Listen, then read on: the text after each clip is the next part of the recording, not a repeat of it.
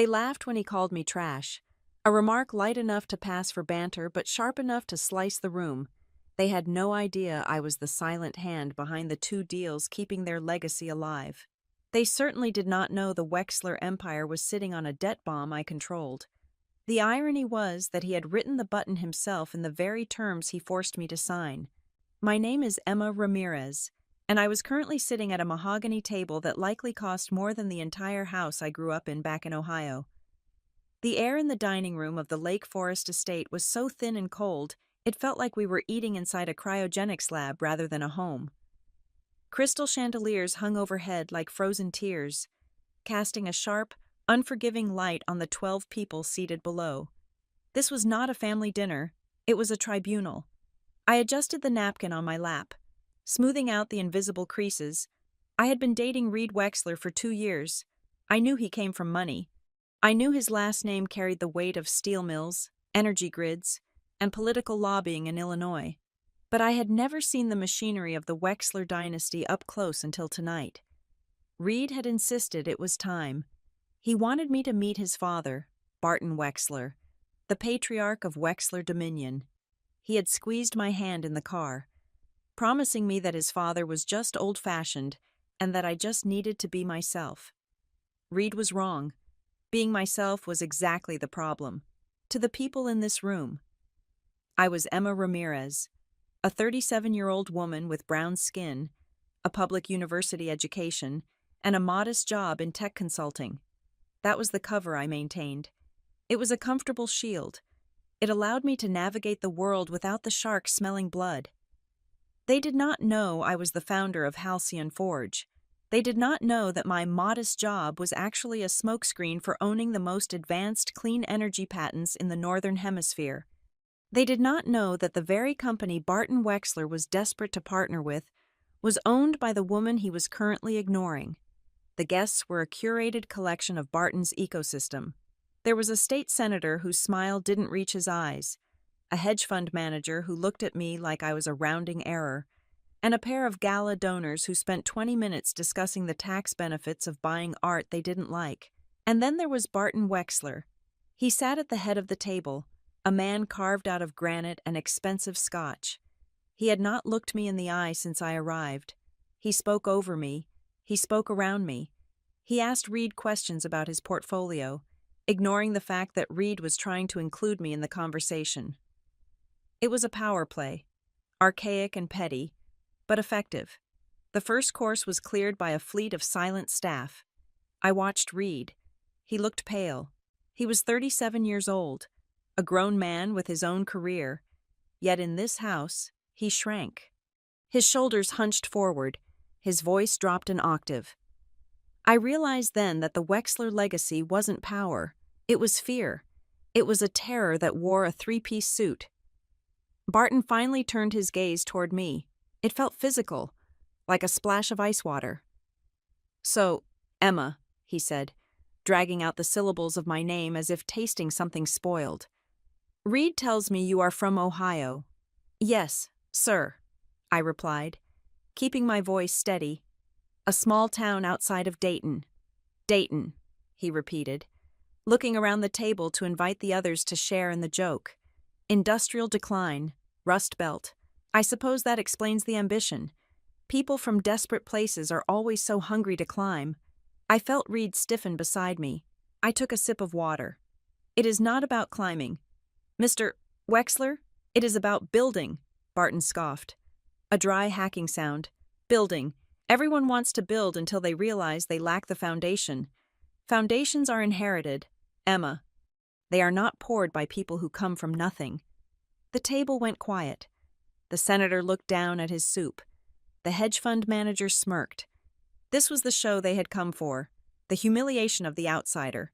Reed cleared his throat. "Dad, Emma has had a very successful career. She is incredibly smart." Barton slammed his hand on the table. The silver rattled. "Smart does not equal suitable," Reed Barton barked, his face flushing a deep, dangerous red. "Do not interrupt me when I am assessing the damage." I placed my spoon down. "Assessment. Is that what this is?" Barton leaned forward. His eyes were hard, devoid of any human warmth. Let us be honest. Ms. Ramirez, you are here because my son has a soft heart and a weak head. He thinks love conquers history. But I look at you and I see a liability. I see someone looking for a payout. I see a genetic dead end for a family that has stood at the peak of American industry for 80 years. Dad, stop, Reed whispered. It was a plea, not a command. Barton ignored him. He picked up his wine glass, swirling the dark red liquid. This house does not accept trash drifting onto the dinner table. The silence that followed was absolute. I could hear the ticking of the grandfather clock in the hallway. I could hear the breathing of the woman across from me. Trash. He had said it with the casual ease of ordering coffee. Reed looked at me, his eyes wide with panic. He was waiting for me to cry. He was waiting for me to run so he could chase me and play the hero. Or perhaps he was waiting for me to apologize for existing. Barton wasn't finished. He took a sip of wine and set the glass down with a sharp clink. Do not stain this lineage with a charity case. Reed, it is embarrassing. I looked at Reed. I waited. 1 second, 2 seconds, 3 seconds. He did not speak. He did not slam his fist on the table. He did not tell his father to go to hell. He just sat there, paralyzed by a lifetime of conditioning. He was a good man in a vacuum, but in this atmosphere, he suffocated. That was the moment the relationship ended. It didn't end with a scream or a fight. It ended with the realization that Reed would never own himself. He was leased property, and Barton held the deed. I pushed my chair back. The sound of wood scraping against the parquet floor was loud, violent, and deliberate. Every head snapped toward me. I stood up. I smoothed my skirt. I did not shake. My heart was hammering a slow, heavy rhythm against my ribs, but my hands were steady. I looked at Barton Wexler. I looked him dead in the eyes, and for the first time all night, he looked unsettled. He expected tears. He expected shouting. He did not expect ice. I picked up my clutch from the table. Thank you. Barton, I said. My voice was low, clear, and carried to every corner of the room. He blinked, confused. Thank you. Yes, I continued. Thank you for showing me your true colors before I made the mistake of confusing your behavior with class. The senator choked on his water. Barton's jaw tightened, a muscle jumping in his cheek. Get out, Barton hissed. I am already going, I said, turning away from the table. I walked toward the archway. I did not hurry. I moved with the pacing of someone who had simply lost interest in a boring movie. I walked past the security team standing by the doors. I walked past the house staff, who had their heads bowed in secondhand shame. I did not run. I was not fleeing a battlefield. I was withdrawing from a cheap stage that was beneath my dignity. Emma Reed's voice cracked behind me. I kept walking. I pushed open the heavy oak front doors and stepped out into the cool Illinois night. The air tasted sweet, free of the stale scent of old money and decay. The gravel of the driveway crunched under my heels. Emma, wait. I reached my car, a practical, 4-year-old sedan that fit my cover perfectly. I had my hand on the door handle when Reed caught up to me. He was out of breath, his face pale in the moonlight. He grabbed my arm, then immediately let go as if he had been burned. I am so sorry. He gasped. He is drunk. He doesn't mean it. I looked at him, the man I had thought I might marry. He looked like a child wearing his father's clothes. He means every word. Reed, I said, and deep down, you know that. You just hoped I would be strong enough to take the beating so you wouldn't have to. No, that is not it, Reed pleaded, his hands shaking. I was just shocked. I froze. I will fix this. I will talk to him. I will make him apologize. I shook my head slowly. You cannot fix something that is rotten from the system up. This isn't a misunderstanding. It is a world view, and you are too afraid of him to ever challenge it. I love you. Emma, he said, tears forming in his eyes. I know, I said softly, but you fear him more. I opened the car door and slid into the driver's seat. The fabric felt grounding. This was my space, my car, my life. Reed stood there, a silhouette against the sprawling, lit-up mansion that looked more like a mausoleum than a home. He looked small. I started the engine and reversed out of the spot. I did not look back at him. I drove down the long, winding driveway, past the manicured hedges and the iron gates that cost more than most people earned in a decade. As soon as I cleared the gates and hit the public road, my phone buzzed on the passenger seat. It was a sharp, demanding vibration. I glanced at the screen. It was Mara Venn, my chief legal officer and right-hand woman at Halcyon Forge. It was 8 in the evening on a Saturday. Mara only called if the building was on fire or if money was moving. I answered on the speakerphone. "This is Emma." "Emma, I know you are at the dinner, but you need to hear this." Mara's voice was crisp, professional, and laced with urgency. "I am not at the dinner anymore," I said, merging onto the highway.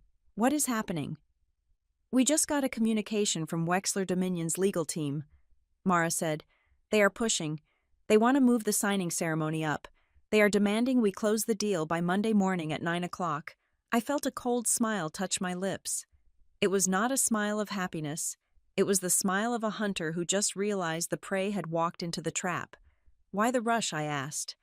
Though I already suspected the answer. "They are claiming it is scheduling conflicts," Mara said. "But my contact in their finance department says otherwise. They are bleeding. Emma, if they do not announce this partnership with Halcyon Forge by the opening bell on Monday, their credit rating takes a hit. They are desperate." I looked in the rearview mirror. The lights of the Wexler estate were just a faint glow in the distance. Barton Wexler had just called me trash. He had just thrown me out of his house because he thought I was a nobody from Ohio looking for a handout. He had no idea that the trash he just discarded was the only thing standing between his company and total collapse. "Tell them we received the request," I said, my voice calm, stripping away the emotion of the last hour. "Do we agree to the time change?" Mara asked. I gripped the steering wheel. The sadness was gone. The humiliation was gone. In their place was something cold and hard, like a diamond. "No," I said, "don't answer them yet. Let them sweat for the rest of the weekend." "But Emma, the deal?" "There is no deal." "Mara," I interrupted, "not anymore." There was a pause on the other end of the line. "What do you mean?" "I mean that Barton Wexler just made a very expensive mistake." I said, "Prepare the files. I want to see everything we have on their debt structure." "I am coming to the office. Tonight, I confirmed. I hung up the phone. The road ahead was dark, but for the first time all night, I could see everything clearly. They wanted a war. They wanted to remind me of my place. Fine, I would show them my place. It was at the head of the table, signing their eviction notice. The halogen lights of the Halcyon Forge headquarters hummed with a silence that I found infinitely more comforting than the crystal-clinking tension of the Wexler dining room. I swiped my keycard, the heavy glass doors sliding open to reveal the sanctuary I had built from the ground up, to the world, and specifically to the Wexler family. I was a mid-level consultant with a lucky streak. That was a carefully constructed fiction. The reality was buried under layers of legal insulation that would make a forensic accountant sweat. Halcyon Forge was not just a startup. It was the industry leader in grid-scale energy storage, and I was not just its founder. I was the ghost in the machine. Through a complex network of blind trusts, holding companies registered in Delaware, and proxy voting structures, I retained absolute controlling interest while my name appeared nowhere on public filings as the primary owner. I liked it that way, in my world. Anonymity was armor.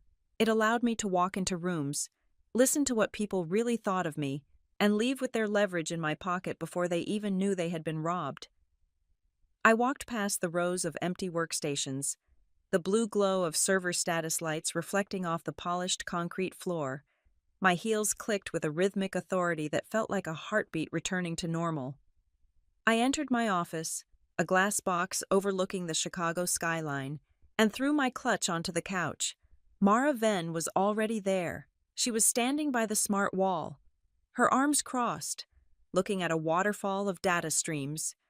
Mara was 40, sharp as a scalpel, and the only person who knew exactly how much power I actually held.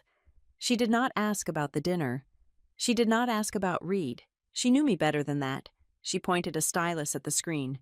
The Wexler legal team has sent 3 more emails in the last hour. Mara said, her voice flat. They are bypassing the usual protocol. They want the signature page for the letter of intent executed by 8 o'clock Monday morning. They are citing logistical reasons, claiming Barton wants to announce it before the Asian markets open on Tuesday. I walked behind my desk and woke up my terminal. They are lying, I said. Mara nodded. Obviously. You do not push a $200 million partnership forward by 48 hours unless you are running from something. I logged into the secure data room. This was the digital vault where Wexler Dominion had deposited their financials as part of the due diligence process for our partnership. For the past 3 months, I had looked at these numbers with the eyes of a partner. I had looked for synergies. I had looked for ways my technology could modernize their aging coal and gas infrastructure. I had been looking for a marriage. Now, I was looking for a funeral. Pull up their debt maturity schedule, I commanded, and overlay it with their current liquidity ratios. Mara tapped the screen. The graph shifted. 2 lines appeared. One red, one green. The red line was rising sharply, intersecting the green line which was plummeting. Here is the problem, Mara said, tracing the intersection point. Wexler Dominion has a balloon payment due on a syndicate loan in 6 weeks. It is $350 million. I leaned forward, studying the numbers. $350 million. That was a significant number, even for a giant like Wexler. But for a giant that had posted losses for 6 consecutive quarters while trying to pivot to green energy without the technology to back it up. It was a death sentence. They do not have the cash. I said, no, Mara replied, and their credit rating is teetering on junk status. If they get downgraded, the interest rate on that loan triples. They will trigger a default. I sat back in my chair, the leather creaking softly. The picture was becoming clear. Barton Wexler had sat at that dinner table, surrounded by his sycophants, and lectured me about heritage. He had called me trash. He had sneered at my background. All the while, he was sitting on a throne that was being eaten by termites. He needed Halcyon Forge. He did not just want our tech to look good for the shareholders. He needed our balance sheet to guarantee his debt refinancing. Without this deal, I said, my voice quiet, the banks will not extend the loan. Exactly, Mara said. The Halcyon partnership is the collateral. They are trading on your reputation. Emma, they are using our stability to convince the bank that they are still a viable business. I felt a cold laugh bubble up in my chest. It was absurd. The man who told me I wasn't good enough to eat at his table was secretly praying that my company would save his legacy. He was trying to marry his son to me not out of love, but as a corporate strategy. Or perhaps Reed was just a useful idiot, a way to keep me close. While Barton secured the asset, dig deeper. I said, I want to see the covenants. Look for the break clauses. We spent the next 2 hours dissecting the corpse of the Wexler empire. We found it in a buried folder of internal compliance documents. It was an email chain between the Wexler chief financial officer and the head of their audit committee. The subject line was benign, Q3 risk assessment. I opened the attachment. The text was stark. If the Halcyon deal is not finalized and announced before the quarter closes, we will breach the EBITDA covenant on the primary bond issuance. The banks will have the right to accelerate the debt. We will not survive the next quarter. I stared at the words. We will not survive. It was a confession. It was the smoking gun. I thought back to the dinner. I replayed Barton's voice in my head. Don't make a mess of the lineage. We don't accept trash. I realized then that his cruelty was not just arrogance. It was panic. He was a terrified animal backed into a corner, baring his teeth to look dangerous. He spoke of honor and tradition because those were the only assets he had left that weren't leveraged to the hilt. He needed to make me feel small so that I wouldn't notice he was standing on quicksand. He needed to dominate me because if he didn't, I might look up and see that I was the one holding the leash. I stood up and walked to the window. The city lights of Chicago stretched out before me, a grid of power and ambition, somewhere out there, in the dark suburbs of Lake Forest. Barton Wexler was probably pouring himself another scotch, congratulating himself on putting the upstart girl in her place. He probably thought he had won. He probably thought that by Monday morning, I would sign the papers just to prove I was worthy of his acceptance.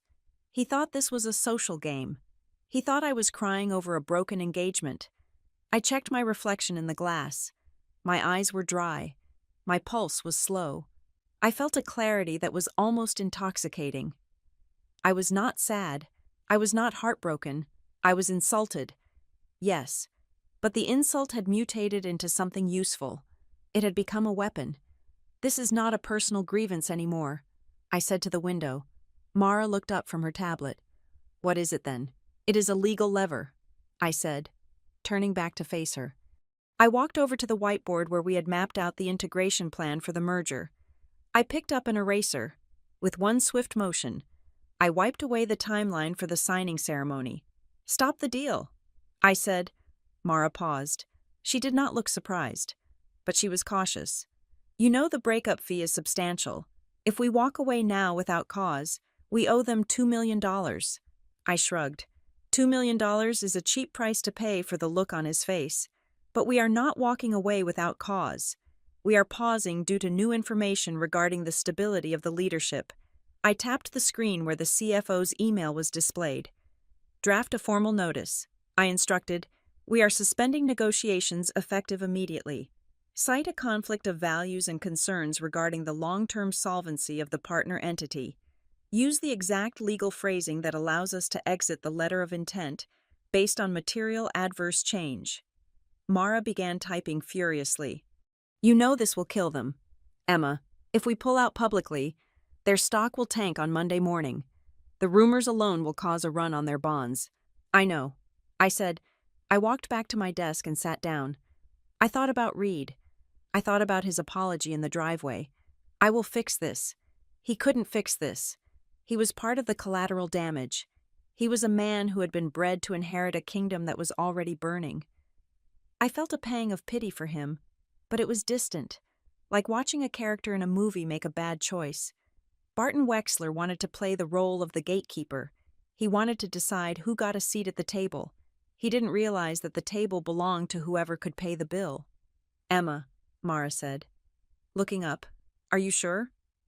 Once I send this, there is no going back. This is a declaration of war." I looked at the digital clock on my desk. It was almost midnight. The day had started with me picking out a dress to impress my future father-in-law. It was ending with me preparing to dismantle his life's work. "I am not running away." "Mara," I said, my voice steady and cold. "Barton made it very clear that I do not belong at his table as a guest. He was right. I don't want to sit there and be grateful for the scraps he throws me." I picked up a pen and twirled it between my fingers. "Send the notice," I said.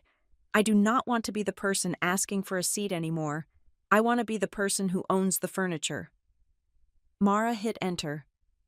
The sound of the keystroke was soft, but in the quiet office, it sounded like a gavel coming down. The email was gone. It was flying through the servers, making its way to the inbox of Barton Wexler and his entire legal team. They would wake up on Sunday morning expecting a submission. Instead, they were going to get an eviction notice. "Now," I said, standing up again, "let's talk about their debt." Mara brought up the list of creditors. Most of the debt is held by a consortium of banks, but there is a secondary tranche of high-yield bonds trading on the open market. They are currently trading at 80 cents on the dollar, if the deal falls through. I said, "Where do those bonds go?" "They will drop to junk," Mara said. "Probably 40 cents, maybe 30. "Good," I said. "I want you to prepare a list of every institution holding that paper. We are not just going to watch them fail. We are going to buy the wreckage." Mara smiled, a sharp, predatory expression that mirrored my own. "You are going to buy their debt. I am going to buy their future," I corrected. "Barton thinks he can dictate terms to me because he has the name, but names do not pay the bills. Cash does. And by the time I am done, I will own the very ground he stands on. I looked at the CFO's email one last time before closing the window. We will not survive. No, Barton. I thought, you won't, but I will. I turned off the lights in my office. The blue glow of the server room guided me out. I walked out into the cool night air of Chicago, feeling lighter than I had in years. The engagement was over.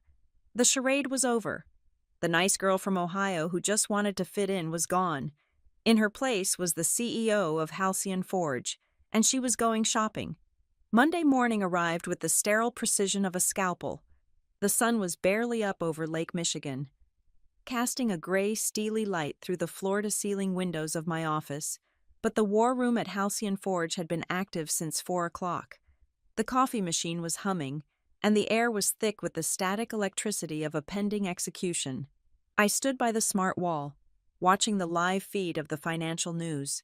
The ticker at the bottom of the screen was already scrolling headlines about the energy sector. There were rumors. Wexler Dominion had done a good job priming the pump. Their PR team had been leaking whispers of a transformative partnership all weekend. They were inflating the balloon, desperate to get the stock price up before the market opened. They had no idea I was holding a needle. Mara Venn walked in, holding a tablet like a shield. Her face was pale but set with grim determination.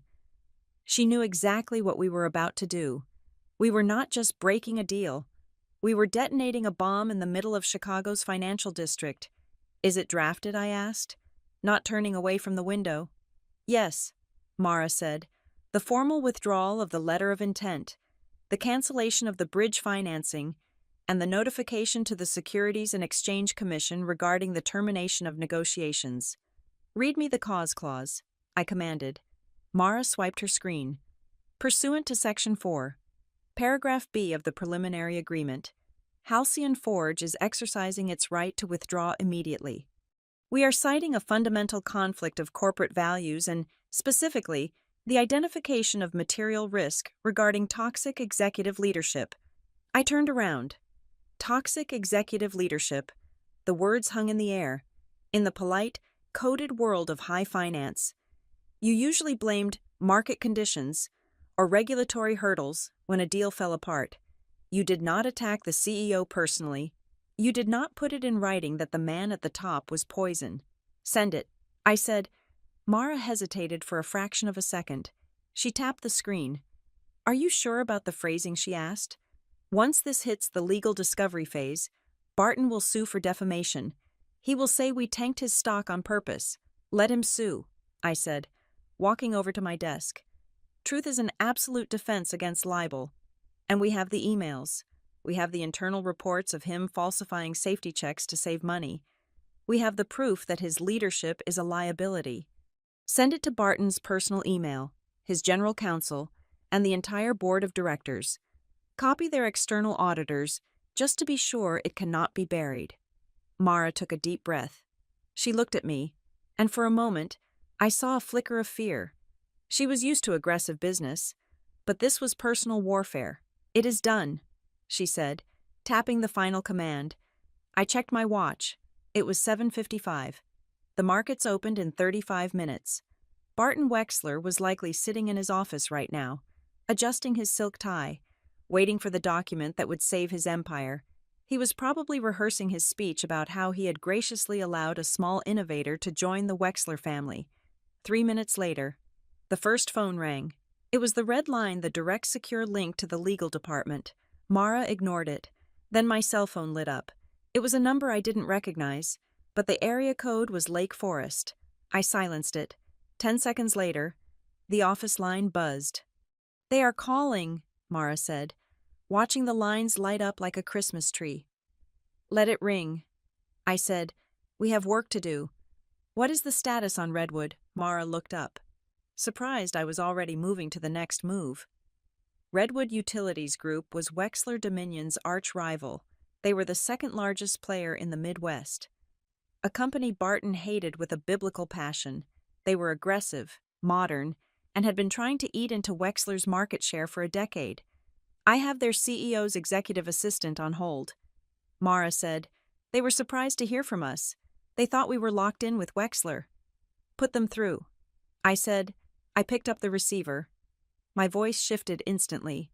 I became warm, professional, and intrigued. Good morning. This is Emma Ramirez. Emma. The voice on the other end was deep and cautious. This is Marcus Thorne. To be honest, I did not expect this call. The street says you are signing with Barton this morning. The street is wrong. Marcus, I said, letting a little bit of steel bleed into my tone. We realize that our technology requires a partner with a more sustainable vision of the future. We are exploring other options for our asset integration. I would love to buy you lunch. There was a pause. I could hear Marcus thinking. He knew exactly what this meant. If I was calling him, the Wexler deal was dead. And if the Wexler deal was dead, Barton was vulnerable. I am free at noon. Marcus said, Perfect. I will see you then. I hung up. Mara stared at me. You just started a bidding war. No. I said, I just started a panic. By 8:15, the news had leaked. Financial blogs were the first to pick it up. Rumors swirl of Halcyon Wexler split. Then the major networks got wind of it. I watched the pre-market chart for Wexler Dominion. It had been trading flat at $12. At 8:20, it dipped to $11.50. At 8:30, when the rumor became a confirmed report that Halcyon had formally withdrawn, the line on the screen dropped vertically. It fell to $9 in seconds. My phone buzzed again. This time, the name on the screen was Reed. I stared at it. My thumb hovered over the decline button. I knew I should ignore him. This was business. But a part of me, the part that had spent 2 years loving him, needed to hear it. I needed to know if he was standing up or if he was still on his knees. I answered, Emma. His voice was high, tight with panic. There was shouting in the background. It sounded like glass breaking. Hello? Reed, what is happening? He yelled. My father is tearing the office apart. The legal team is running around like headless chickens. He says you pulled the deal. He says you sent a letter calling him toxic. I did, I said calmly. Why Reed sounded close to tears. Emma, you can't do this. You know how important this is. We can fix the dinner thing. I talked to my mother. She is going to talk to him. He was going to apologize. I leaned back in my chair. He wasn't going to apologize. Reed, he was going to accept my submission. There is a difference. But this destroys the company, Reed cried. Do you know what the stock is doing? I am watching my trust fund evaporate. Emma. I closed my eyes for a second. There it was. My trust fund. Not my father is hurt. Not our relationship is over. But my money is gone. Reed, listen to me, I said, my voice dropping to a whisper that cut through the chaos on his end. I am not punishing you. I am not even punishing your father. I am ending the lie. You have been living in a cage made of gold, terrified of a man who stands on a foundation of debt. I am just opening the door. You are ruining us, he screamed. You are vindictive trash. Just like he said. The line went dead. I looked at the phone. It didn't hurt. It should have hurt. But it didn't. It felt like a fever breaking. He had finally said what he really thought. He was his father's son, after all. The fear had won. Mara was watching me. She didn't say anything. She just slid a piece of paper across the desk. The breakup fee, she said softly. The contract states that if we withdraw within 48 hours of the signing window for reasons other than fraud, we owe a penalty, $2 million. I looked at the number. $2 million. It was a lot of money. It was enough to fund a small startup. It was enough to buy a house in Lake Forest. Pay it, I said. Emma, pay it. I repeated. Wire it immediately. Send a confirmation receipt to Barton personally. Put in the subject line, settlement for non-disclosure of incompetence. Mara's eyes widened. That is aggressive. It is the price of my silence.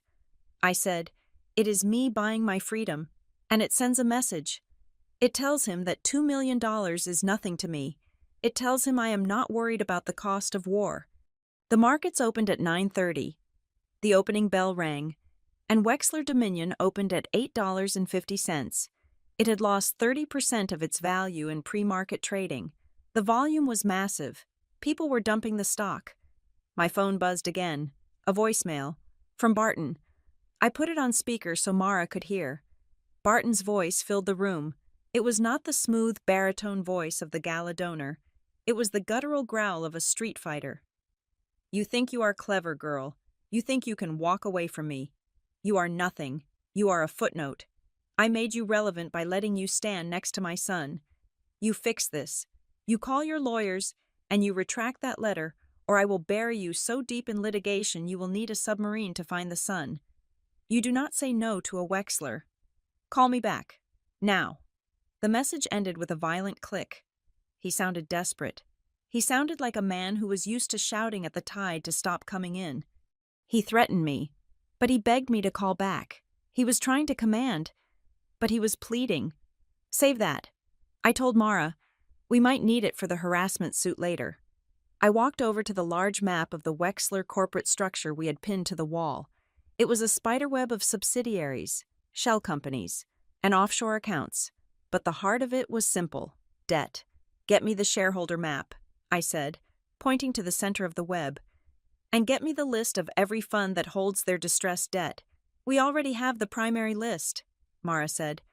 But with the stock crashing this hard, the ownership is changing by the minute.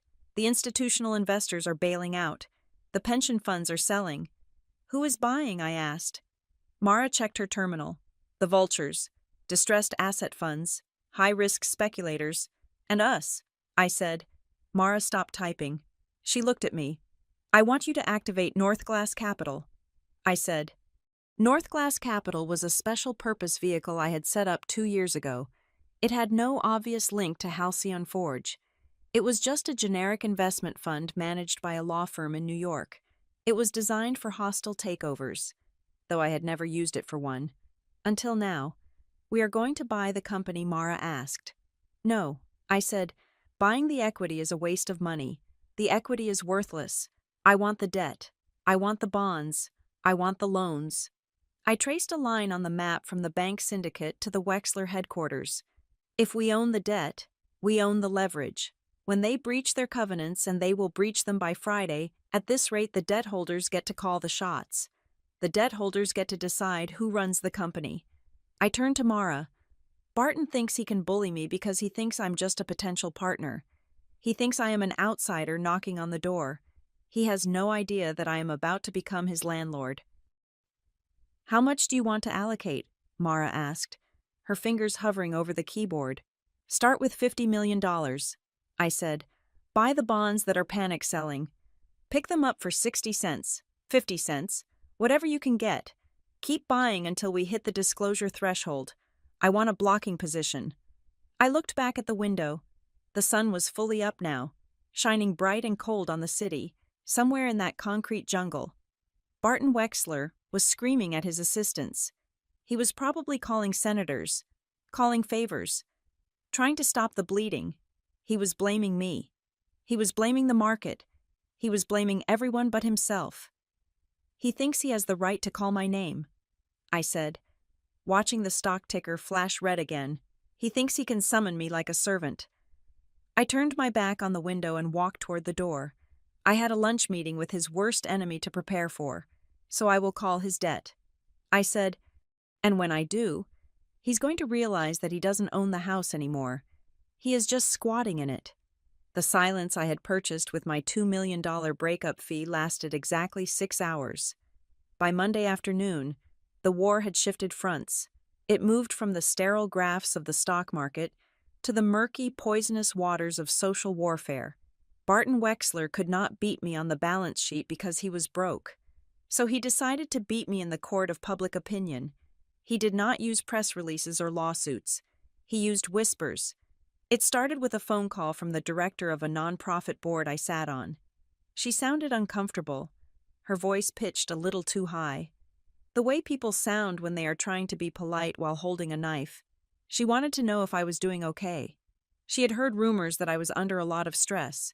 She had heard I was making rash decisions. She suggested, ever so gently, that perhaps I should take a leave of absence to focus on my mental health. I hung up the phone and looked at Mara. He is calling them. I said, he is going down his contact list and telling everyone that I'm unstable. Mara nodded, scrolling through her tablet. It is a classic move. If he can paint you as a hysterical woman who blew up a business deal because of a lover's quarrel. He saves face. The stock price isn't tanking because his company is failing. It is tanking because an emotional woman made a chaotic decision. It shifts the blame from his incompetence to your psychology. Then the article dropped. It appeared on a mid-tier business opinion site, the kind that industry insiders read during their lunch break. It was anonymous, attributed only to sources close to the negotiation. The headline was brutal in its vagueness. The high cost of ego, how personal volatility derails corporate synergy. I read it in silence. It did not name me explicitly, but it didn't have to. It described a female founder of a boutique energy firm who walked away from a legacy partnership due to perceived slights and emotional fragility. It painted Barton as a patient patriarch trying to guide a spirited but erratic protégé. It painted me as a liability. This is fiction, Mara said, throwing the tablet onto the desk. We should sue the publisher. No, I said, staring at the screen. That is what he wants. If I sue, I look defensive. If I scream, I look crazy. He is trying to bait me into a public fight so he can say, "See, look how angry she is. Look how she cannot control herself." I walked to the window. The city looked the same, but it felt different.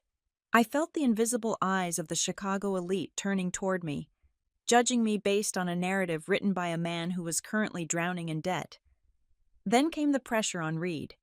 He did not call me this time. He sent a text, a long, rambling block of gray on my phone screen.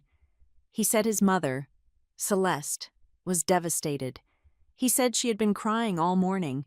He said she told him that families stick together through hard times and that if I really loved him, I wouldn't try to destroy his inheritance. I could picture Celeste Wexler perfectly. She was a woman who had turned looking the other way into an Olympic sport. She knew Barton was a bully. She knew he was cruel, but she enjoyed the country club membership and the charity galas too much to care. Now, she was weaponizing her tears to force her son back into line. She wasn't protecting Reed. She was protecting the lifestyle that Reed's inheritance paid for. I didn't reply to the text. I couldn't tell Reed that his mother was a hostage who had fallen in love with her captor. He wasn't ready to hear that yet. At 4 o'clock, a courier arrived at the Halcyon Forge reception. He was carrying a thick cream-colored envelope with the Wexler Dominion crest embossed on the wax seal. It looked like a wedding invitation. I opened it in my office. It was a settlement agreement. I scanned the pages. It was a bribe, wrapped in the language of diplomacy. Barton was offering me a position on the Wexler Family Foundation Board. He was offering a consulting retainer of $500,000 a year for 3 years. He was offering to issue a joint press release stating that the merger was paused due to mutual strategic realignment, clearing my name of the emotional rumors. It looked generous. It looked like an olive branch. Then I turned to page 12, the non-disclosure agreement.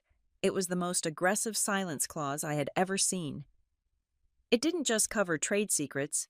It covered any and all observations, data, conversations, or impressions gathered during the due diligence process.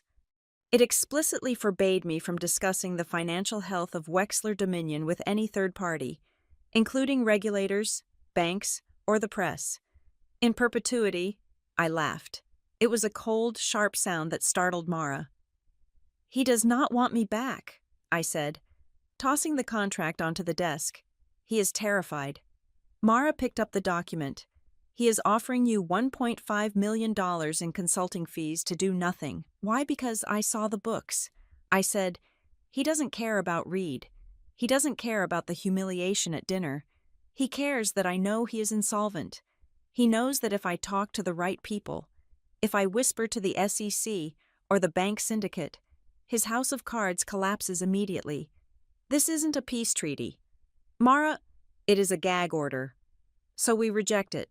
Mara asked. I pulled out my pen, wrote "rejected" in large block letters across the front page. and signed it. "Send it back," I said, "and tell the courier to wait. I want Barton to get this within the hour." The rejection was risky. By refusing the settlement, I was keeping the war active. I was guaranteeing that the smear campaign would get worse. But I knew something Barton didn't. I knew that North Glass Capital, my shadow fund, had already acquired 12% of his distressed bonds in the last 6 hours. I didn't need his money. I was busy buying his mortgage. But the real blow didn't come from me. It came from the past. It was nearly 6 in the evening when the front desk called. Security said there was a woman in the lobby asking to see me. She didn't have an appointment. She said her name was Ivy Klein. I froze. I knew that name. Ivy Klein had been Barton Wexler's executive assistant for 15 years. She was the gatekeeper. She was the woman who managed his calendar, screened his calls, and likely knew where every skeleton in the Wexler closet was buried. "Send her up," I said instantly. Ivy looked different than the last time I had seen her at a Wexler gala. She was wearing a simple raincoat, her hair pulled back in a messy bun. She looked tired. She looked like someone who had spent the last 48 hours debating whether to ruin her own life. She stood in the doorway of my office, clutching a leather tote bag. "Ms. Ramirez," she said. Her voice was shaking. "Please, call me Emma," I said, gesturing to the chair opposite my desk. Mara stood by the window, silent, witnessing. Ivy sat down. She didn't take off her coat. "I heard about what happened at the dinner," she said. "I heard what he called you. Word travels fast." I said. Ivy looked down at her hands. "He has called me worse, for 15 years. He has called me idiot, incompetent, slow. He threw a stapler at me once because his coffee was cold. But I stayed. The pay was good. And I thought that was just how powerful men behaved." She looked up, and her eyes were wet. "But when I heard he called you trash, you, a woman who built her own company, a woman who tried to help him." Something snapped. I realized he doesn't just hate incompetence. He hates anyone he can't control. I nodded slowly. "He treats people like furniture. Ivy. Use them until they break, then replace them." Ivy reached into her bag. "That is why I am here. I quit this morning. I walked out while he was screaming at the legal team about the NDA. He didn't even notice I was gone until I was in the elevator." She pulled out a thick file folder and placed it on the glass desk. "I took these with me." She whispered. I opened the folder. It wasn't just emails. It was a log, a detailed, chronological log of meetings and directives. "What am I looking at?" I asked. "Look at the revenue recognition for the last 2 quarters, Ivy said, pointing to a highlighted section. Barton was obsessed with the stock price. He needed to show growth to keep the credit lines open. So he created a subsidiary called WD Logistics. I scanned the documents. I saw the pattern immediately. Wexler Dominion was selling energy credits to WD Logistics at an inflated price, booking the revenue, and then lending WD Logistics the money to pay for it. "It is circular trading," I said, looking up at Mara. "They are selling nothing to themselves to make the revenue look higher. It is fraud," Mara said, stepping forward to look at the papers. "It is textbook securities fraud. If the SEC sees this, Barton goes to prison, not just bankruptcy, prison." Ivy nodded. "He made me type the contracts. He told me it was standard intercompany accounting, but I knew. I saw the emails where he told the CFO to make the numbers work or find a new job." I looked at Ivy. She was terrifyingly brave. She had just handed me a nuclear weapon. "Why bring this to me?" I asked. "You could have gone to the FBI?" Ivy met my gaze. "Because the FBI takes years. Because the FBI puts out a press release and then investigates for a decade. I want him to stop now. And I saw the look on your face when you left that dinner. You aren't just hurt, Emma. You are hunting." I closed the folder. I felt a heavy, cold weight in my stomach. This was it. This was the end of Barton Wexler. With these papers, I could destroy him by morning. I could leak this to the Wall Street Journal. And by noon, the FBI would be raiding his office. Mara looked at me, her eyes gleaming. "We leak it. Emma, tonight, we send copies to every major news outlet. He is finished. I ran my hand over the leather cover of the folder. It was tempting. God, it was tempting to watch him burn on live television, to watch the trash take out the trash. No, I said. Mara and Ivy both looked at me in shock. No, Mara asked. Emma, this is a crime. It is a crime. I agreed. And if we leak it now, it becomes a scandal. The stock goes to zero. The company liquidates. 5,000 employees lose their jobs. The pensions are wiped out. Barton goes to jail. Sure, but he takes everyone down with him, including Reed, including the innocent people working on the lines. I looked at Ivy. You want justice. Ivy, I want him to pay. She said, he will. I promised. But we are not going to burn the house down with the family inside. We are going to use this. I stood up and walked to the safe in the corner of my office. I placed the folder inside and locked it. We don't publish this yet. I said, this is our insurance. This is the card we play when he thinks he has won. I turned back to them. Barton is trying to destroy my reputation with rumors because he thinks this is a social game. He thinks he is fighting a girl who got her feelings hurt. He has no idea I am holding the evidence of his felony. I looked at Mara. Keep buying the debt. Accelerate the purchases. I want to own enough of his bonds that when the next covenant breach happens, and it will happen soon, I can force a shareholder meeting. And then Mara asked, and then I will walk into that boardroom. I said, not as a whistleblower, not as an angry ex-girlfriend, but as the majority creditor.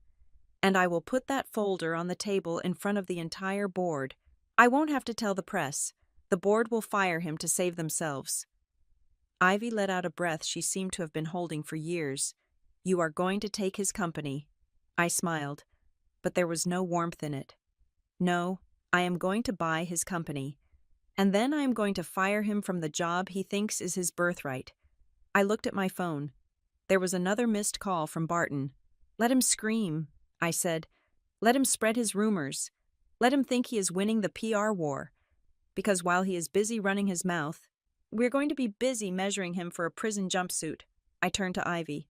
You are hired. By the way, double your salary. You start tomorrow as my executive archivist. Ivy smiled. The first genuine smile I had seen on her face. Thank you. Go home, I told her. Sleep. The war is just getting started. But you are on the winning side now. As Ivy left, I looked out at the city lights again. Barton Wexler had called me trash. He had tried to buy my silence with a board seat. He had tried to shame me with rumors. He had made one critical mistake. He forgot that when you treat people like dirt, eventually the dirt buries you. I had the money. I had the debt. And now, thanks to Ivy, I had the truth. The next time I saw Barton Wexler, he wouldn't be sitting at the head of the table. He would be on the menu. Wednesday morning broke with a deceptive calm over Chicago.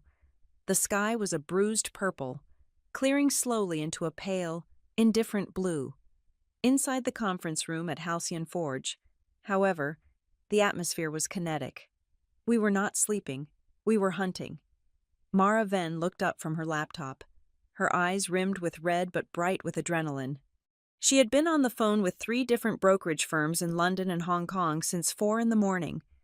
We have a situation, Mara said, sliding a sheet of paper across the polished granite table. The news about the cancelled merger has spooked the bond market even more than we anticipated. The vultures are circling. There are 3 major hedge funds dumping Wexler Dominion debt. They want out before the ship sinks. I picked up the paper. It was a list of bond offerings, specifically the Series B and Series C notes that were unsecured. They were trading at 40 cents on the dollar. The market had decided that Barton Wexler was not going to pay his bills. We can buy this, Mara said, her voice dropping. But we have to move now. If we wait until lunch, the distress funds like BlackRock or Oaktree will swoop in and pick the carcass clean. We need liquidity. Emma, a lot of it. And we need a vehicle to buy it without Barton seeing your name on the trade ticket. I walked over to the coffee machine and poured a black coffee. The steam rose in a thin gray ribbon. You think we are reacting to this? Mara, I asked, taking a sip, you think I'm scrambling to find a way to hurt him? Mara frowned. Well, we just got the fraud evidence from Ivy last night, and the deal fell apart on Monday. So yes, I assumed we were improvising. I turned to face her. I set the mug down on a coaster, opened the file for North Glass Capital. I said, Mara typed the name into the secure server. North Glass was a shell entity I had created 8 months ago, to Mara, and to everyone else. It was just a passive investment vehicle I used to park excess cash from Halcyon's patent royalties. She opened the portfolio summary. Her jaw dropped. Emma, she whispered, you already own Wexler debt. I nodded. 8 months ago, I saw the energy market shifting. I saw the pivot to renewables, and I saw that dinosaurs like Wexler Dominion were too heavy to turn. I knew that eventually, an eagle would break its wing. So I created Northglass to catch the feathers. I walked over to the screen. I have been accumulating their bonds for the last 2 quarters. I explained, just small amounts, 5 million here, 10 million there. Nothing big enough to trigger a disclosure requirement, but enough to give me a toehold. Mara stared at the numbers. You have $30 million in face value bonds already sitting in this account, and I bought them when they were trading at 90 cents. I said, so I paid a premium compared to today, but that does not matter. What matters is the standing. I tapped the screen. Northglass isn't just a buyer. Mara, Northglass is a creditor of record. We do not need to wait for the settlement period. We have standing right now to demand a meeting with the CFO regarding the covenant breaches. Mara looked at me with a mixture of fear and admiration. You didn't just build a shelter in case it rained. You dug a grave in case he died. I did. I admitted. I just never thought I would be the one pushing him into it. But now that we are here, we are going to use the foundation I laid. I looked at the list of dumping bonds Mara had shown me earlier. Clear the liquidity reserves. I ordered, everything we have in the war chest, buy it all. Every bond that hits the market at 40 cents. We take. I want Northglass to move from a minor creditor to the majority holder of the unsecured tranche by noon. Mara's fingers flew across the keyboard. $50 million allocated. Orders are going out. We are sweeping the floor. Emma, while Mara executed the trades, I went back to my desk. It was time to use the ammunition Ivy Klein had given me. The folder containing the evidence of circular trading was sitting in my safe. I didn't need to open it again. I had memorized the account numbers, WD Logistics, the inflated invoices, the fake revenue. If I released this to the press, Barton would be destroyed, but the company would implode. The assets would be tied up in federal investigations for years. Halcyon Forge would never get the technology integration we needed. I didn't want a crater. I wanted a conquest. So I wrote a letter. It was not addressed to the public. It was addressed to the Board of Directors of Wexler Dominion, to the Board of Directors, acting on behalf of Northglass Capital, a major holder of Wexler Dominion debt obligations. We are formally notifying you of a material breach of fiduciary duty and potential securities fraud. We are in possession of internal communications and accounting logs indicating that executive leadership has artificially inflated revenue through circular transactions with non-consolidated entities. I paused. The next sentence had to be the kill shot. We are not alerting the Securities and Exchange Commission at this hour. We are giving the board a 12-hour window to initiate an independent internal investigation and to immediately suspend Barton Wexler from all executive functions pending the result of said inquiry. Failure to act will be construed as complicity in a felony scheme to defraud creditors. I signed it simply Northglass Capital Management. I sent it. The clock on the wall read 10 in the morning. Now we wait. I said to Mara, the reaction inside the Wexler boardroom would be predictable. Panic, absolute, unadulterated panic. These were men and women who sat on boards for the prestige and the stock options. They were not criminals. They were wealthy, comfortable people who were terrified of liability. If they ignored my letter and the fraud came out later, they could be personally sued. They could lose their own fortunes. They could go to jail. Barton ruled them by fear. But the fear of prison was stronger than the fear of Barton. 30 minutes passed. The trading terminal showed Northglass was devouring the bonds. We were up to $80 million in face value.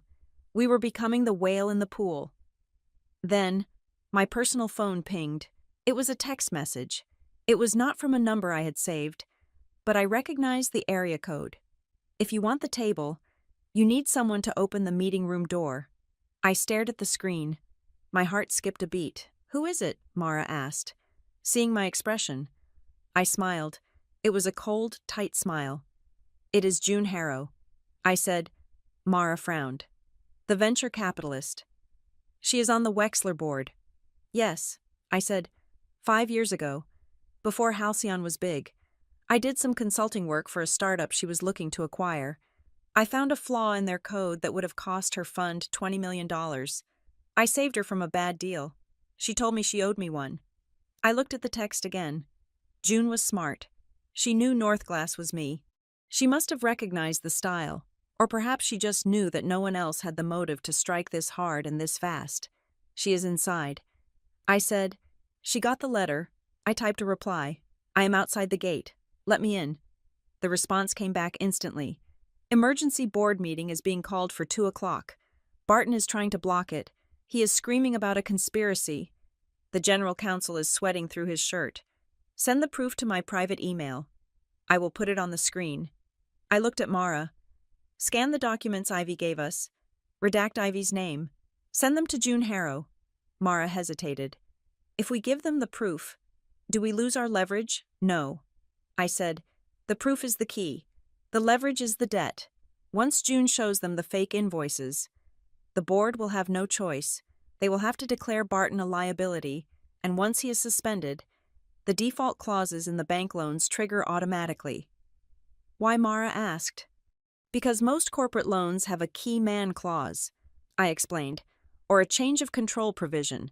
If the CEO is removed for cause, especially for fraud, the banks get nervous, they call the loans, and Wexler Dominion doesn't have the cash to pay them. I stood up and walked to the window. That is when Northglass steps in. I finished.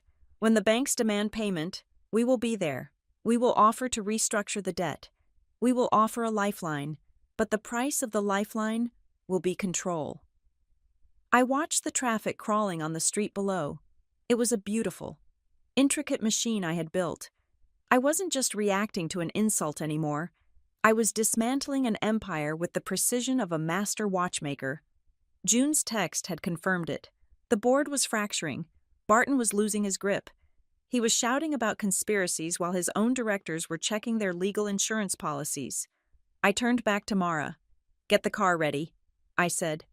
Where are we going? We are going to the Wexler headquarters. I said, the meeting is at 2. I don't plan to be in the room, but I want to be close enough to hear the crash. But Emma, Mara warned, if you show up there, the press will see you. Let them, I said, let them see the woman Barton called trash standing on his doorstep while his own board locks him out. I grabbed my coat. Barton thought he was playing poker. He thought he could bluff me with NDA agreements and social pressure. He didn't realize we were playing chess. And he didn't realize that I had moved my queen into position 3 moves ago. June Harrow was the rook I had forgotten I had, and she was about to deliver checkmate. As we walked to the elevator, I checked the bond prices one last time. Wexler debt had stabilized slightly, likely because someone U.S. was buying everything in sight.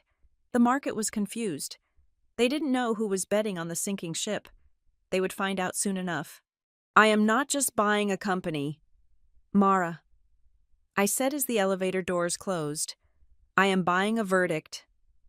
The elevator doors to my private floor slid open with a soft chime, revealing a man who looked like he had aged 10 years in 3 days. Reed Wexler stood there, his designer suit rumpled, his tie loosened, and his eyes hollowed out by sleeplessness. He did not look like the heir to an energy empire. He looked like a refugee from a war zone. I was sitting at my desk, reviewing the latest bond purchase reports from Northglass, but I closed the laptop as he walked in. Security had alerted me that he was coming. I had debated turning him away, but the tone of his voice when he spoke to the receptionist, quiet, broken, defeated, had made me curious.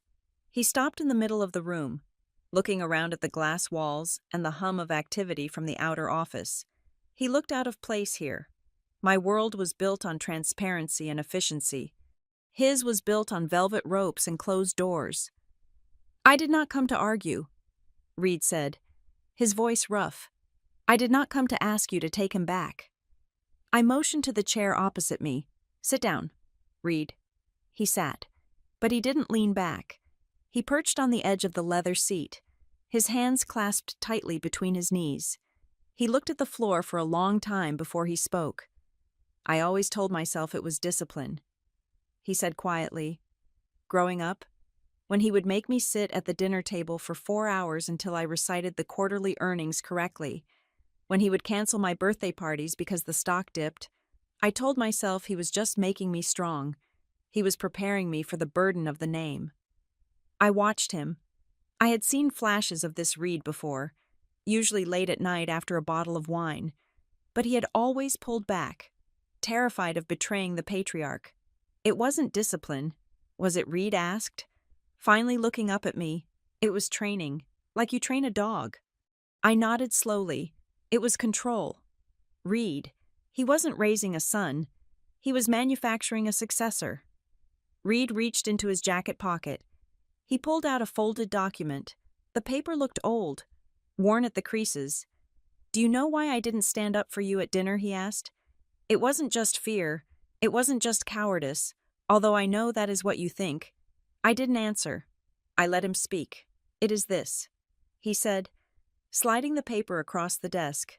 I picked it up. It was a legal document, dated 10 years ago. It was a durable power of attorney and a permanent proxy voting agreement. It granted Barton Wexler the irrevocable right to vote Reed's shares in Wexler Dominion on all corporate matters until Barton's death or incapacitation. I read the legal jargon. It was ironclad. On paper, Reed was a wealthy shareholder. In reality, he was a silent partner with zero agency. Barton had legally stripped his own son of his voice a decade ago. "He made me sign this when I was 27, Reed said. "He told me it was a formality. He said it was to protect the family from hostile takeovers. He said if I trusted him, I would sign it. So I did. Because in my family, trust isn't earned, it is demanded." I looked at the signature. A younger Reed, eager to please, signing away his freedom. "He owns you," I said softly. It was not an accusation. It was a statement of fact. Reed nodded. If I went against him, if I voted against him, he could sue me for breach of contract. He could strip me of my trust. He could leave me with nothing. That night at dinner, when I looked at him, I didn't see my father. I saw my boss. I saw the man who held the deed to my life. He took a deep breath, and his shoulders shook. "But then I saw you walk out," he said. "You walked out past the security, past the money, past the fear. You just got in your car and drove away." And I realized that I've been sitting at that table for 37 years, eating his insults, because I was too afraid to be poor. I leaned forward.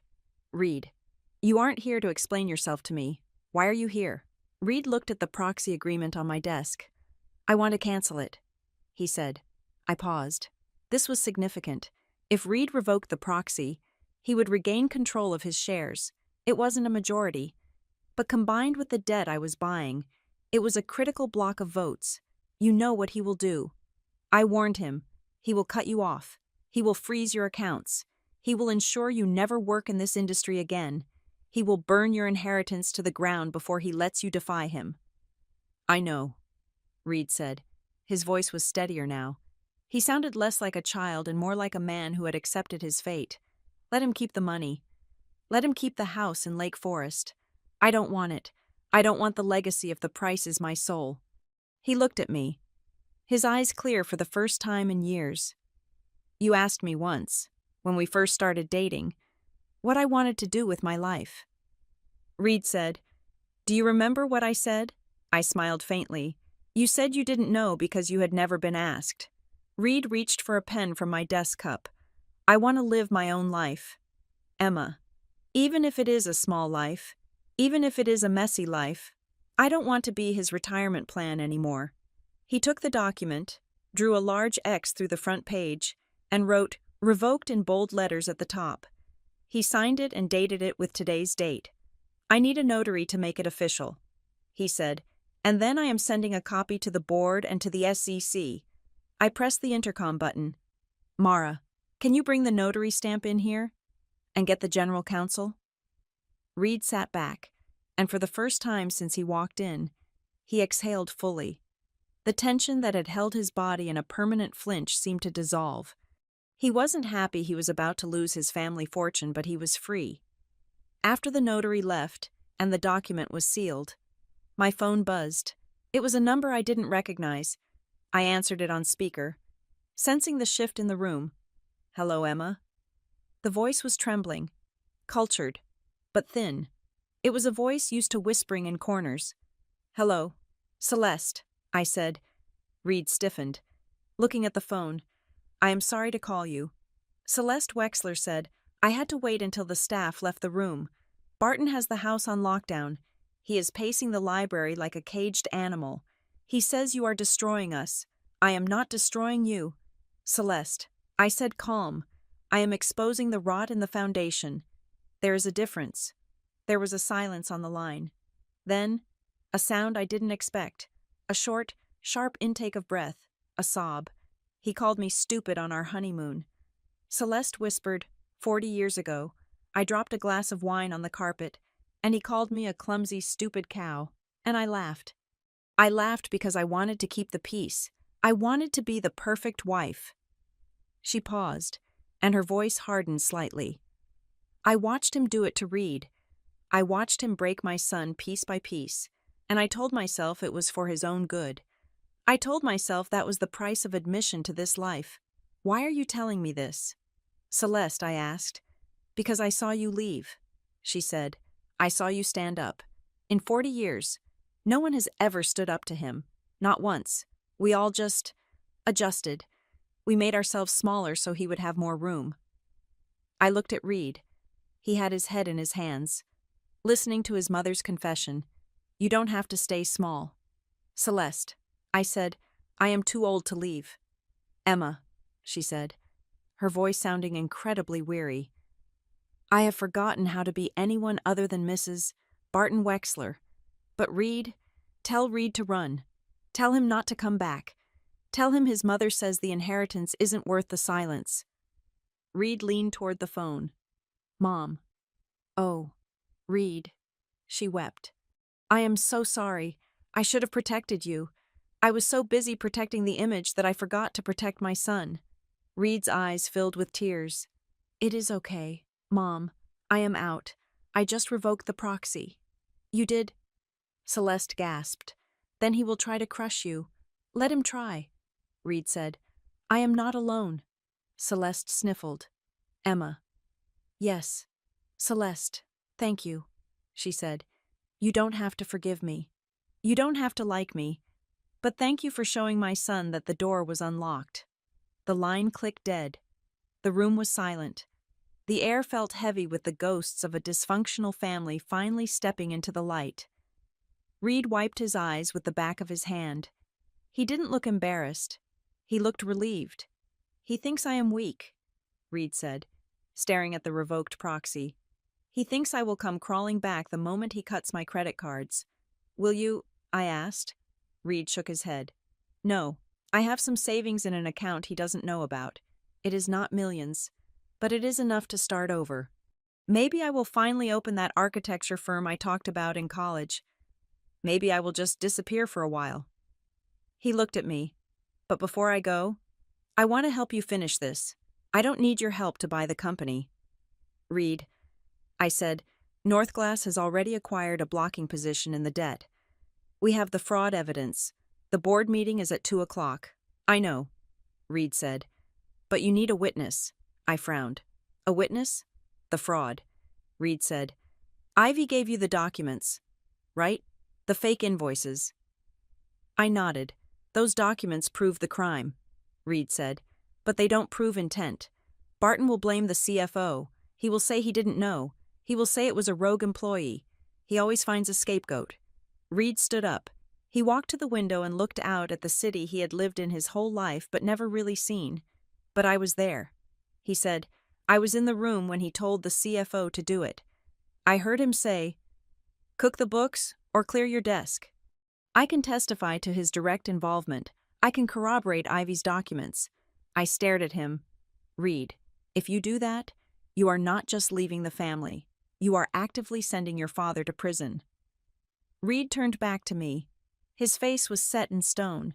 He sent himself to prison the moment he decided the law didn't apply to him. I am just the one turning on the lights. It was a powerful offer. With Reed's testimony, Barton would have no defense, no wiggle room, no way to spin this as a misunderstanding. It would be the final nail in the coffin. Are you sure? I asked. Once you say it on the record, there is no going back. I am sure, Reed said. He walked over to the desk and extended his hand. It was a formal gesture, businesslike. Stripping away the romance that had once existed between us, we weren't lovers anymore. We were partners in a demolition project. I took his hand. It was warm and firm. We have a deal, I said. Reed smiled, a sad, small smile. You know, Emma, he said. He was right about one thing. You are dangerous. I raised an eyebrow. Dangerous. You make people realize they don't have to be afraid, Reed said. That is the most dangerous thing in the world to a man like my father. He checked his watch. The board meeting is in 3 hours. Do you want me to ride with you? I said, it is better if we arrive separately. I will go in as the creditor. You come in as the shareholder. We flank him. Reed nodded. He picked up his revoked proxy form. I will see you there. Emma. He turned and walked toward the elevator. He walked differently now. His spine was straight. His head was up. He wasn't the hunched, terrified man who had sat at the dinner table on Saturday night. He was his own man. I watched him go, feeling a strange sense of closure. I hadn't just bought a company. I had broken a curse. I picked up my phone and dialed Mara. Get the car, I said, and call June Harrow. Tell her to save a seat for Reed Wexler. Why? Mara asked.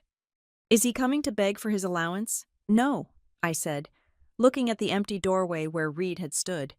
He is coming to bury the king. I gathered the files on my desk, the fraud evidence, the bond certificates, the settlement rejection. Everything was in place. Celeste's words echoed in my mind. Stop standing with cruelty. That was the key. We weren't winning because we were richer. We weren't winning because we were smarter.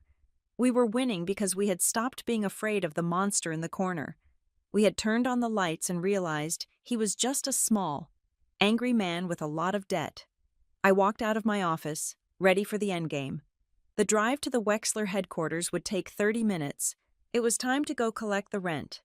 The boardroom of Wexler Dominion was designed to intimidate.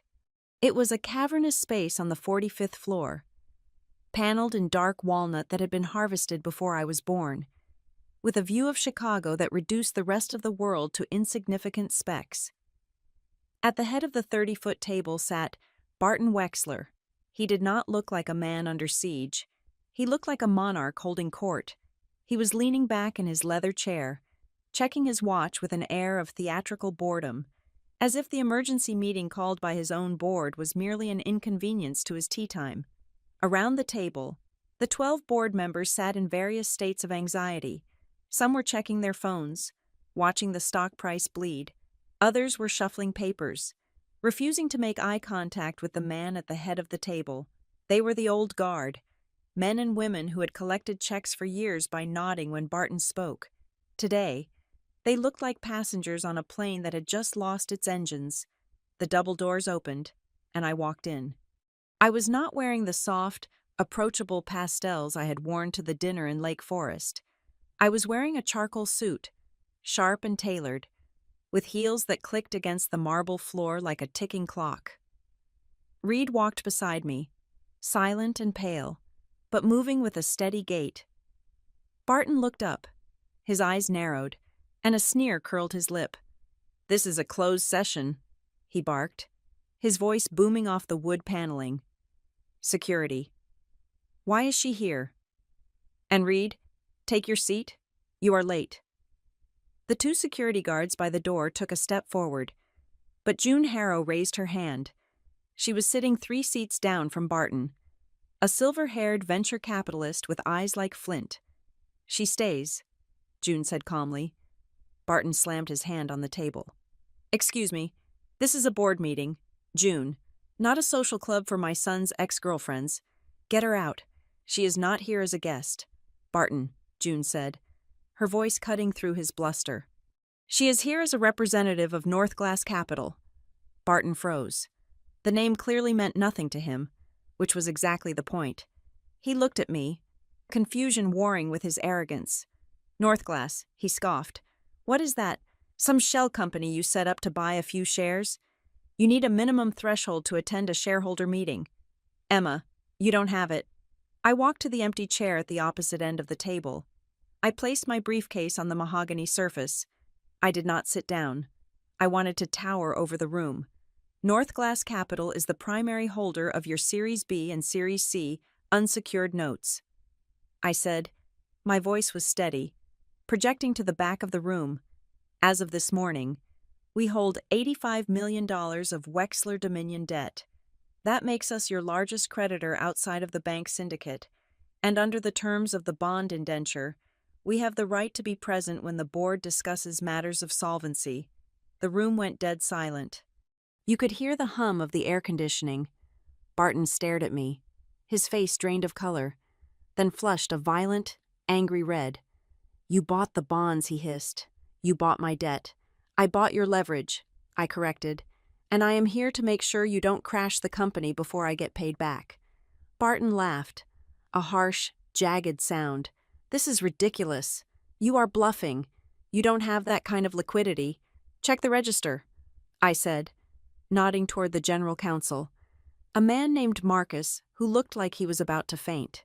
Marcus looked at his tablet. He tapped the screen, his fingers trembling. He looked up at Barton, his face gray. "It is confirmed. Mr. Wexler," Marcus whispered. "North Glass Capital executed a block trade at 10 this morning. They hold the position. She has standing." Barton gripped the arms of his chair. His knuckles were white. He looked at Reed. "And you?" he demanded. "You are sitting next to her. You are siding with the vulture who is trying to pick your inheritance clean." Reed did not flinch. He placed the revoked proxy form on the table and slid it toward the general counsel. "I am not sitting here as your son, Dad," Reed said quietly. "I am sitting here as a shareholder who has revoked his proxy. I am voting my own shares today." Barton looked as if he had been slapped. The betrayal of the son was sharper than the attack of the enemy. But before he could explode, June Harrow leaned forward. "We have a more pressing issue than family dynamics," June said. She picked up a file folder, the one Ivy had given me. With the names redacted, and held it up. "The board has received a formal notice from North Glass Capital alleging securities fraud," June stated. Barton waved his hand dismissively. "It is a fabrication. She is trying to blackmail us." "Is it?" June asked.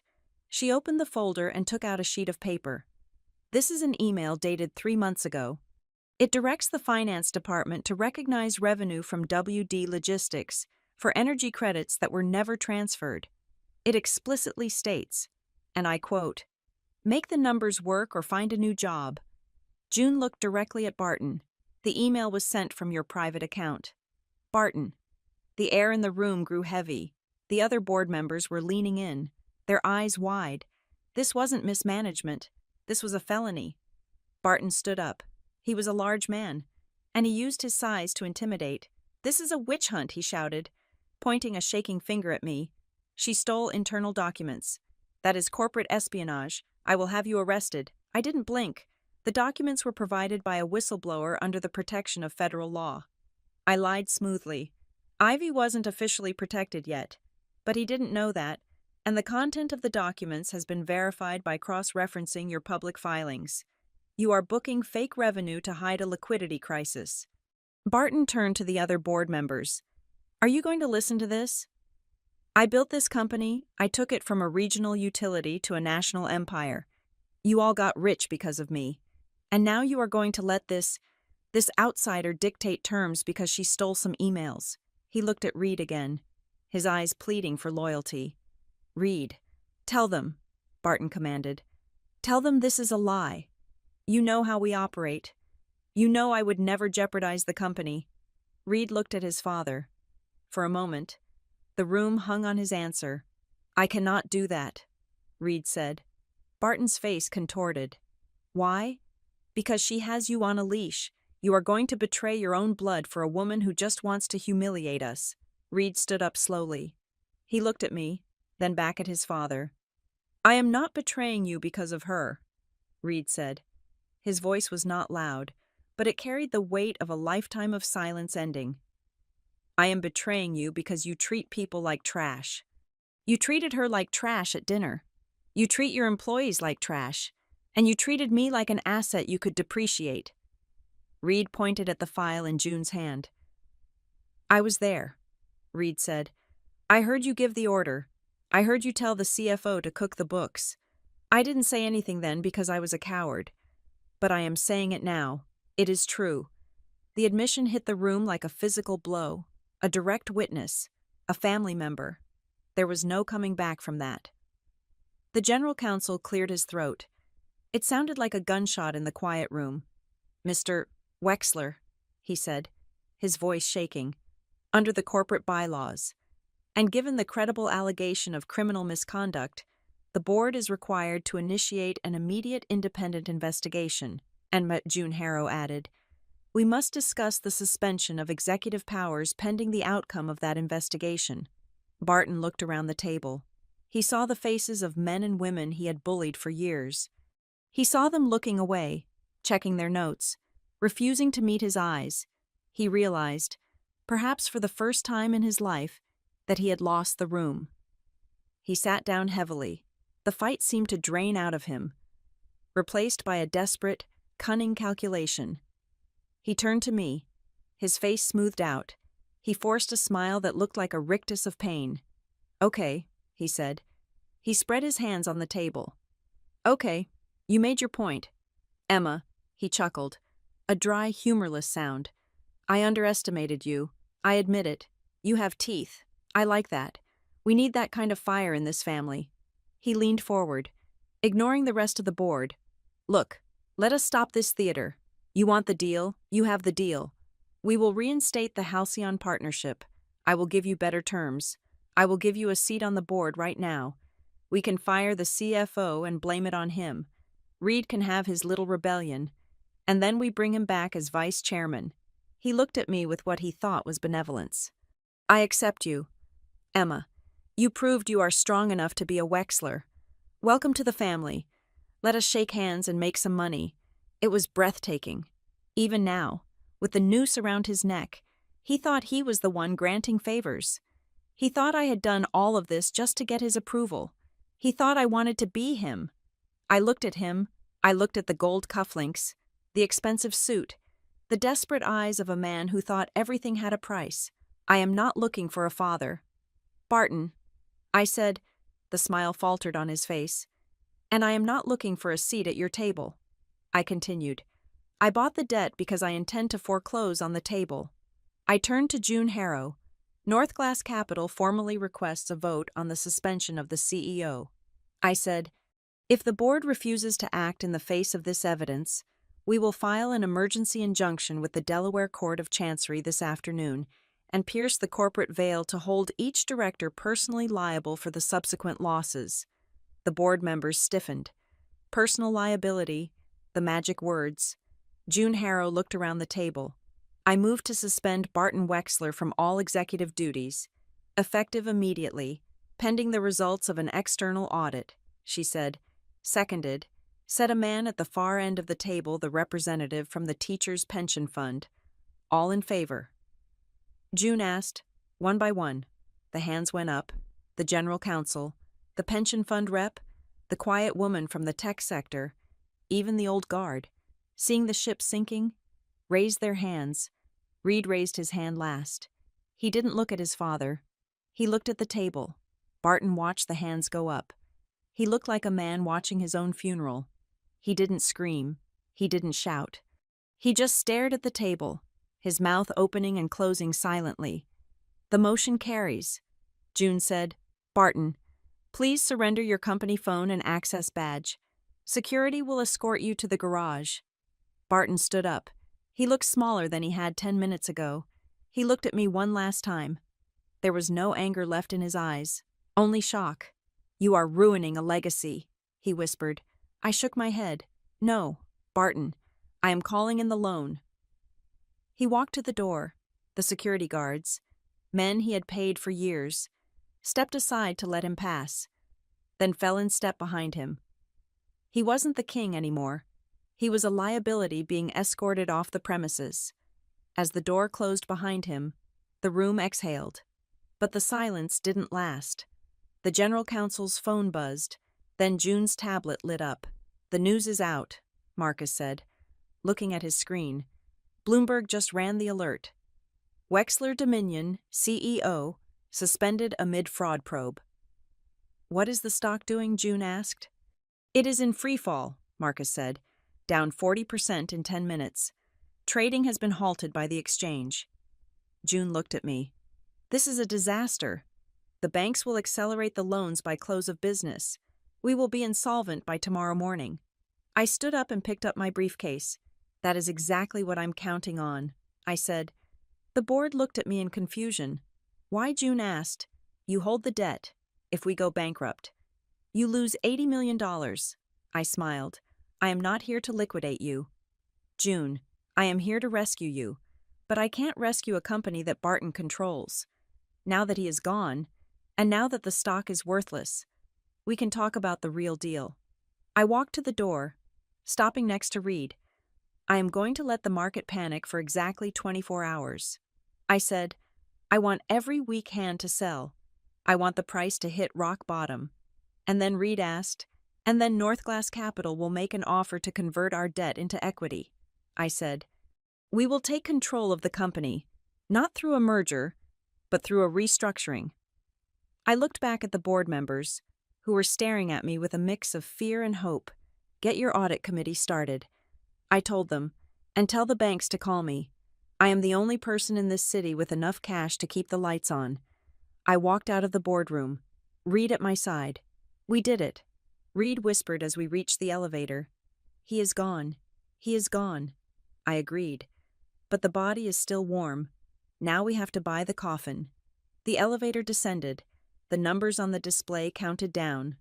40, 30, 20. It felt like a countdown to a launch. The market was burning Barton Wexler's legacy to the ground, and I was standing there with the blueprints for what would rise from the ashes. The hardest part was over. I had killed the king. Now I just had to buy the kingdom. The financial world does not scream when it dies. It just flashes red. I stood in the center of the Halcyon Forge operations room, watching the monitors on the wall. It was a sea of crimson. The trading algorithm we had built for Northglass Capital was running hot, executing buy orders faster than a human finger could click a mouse.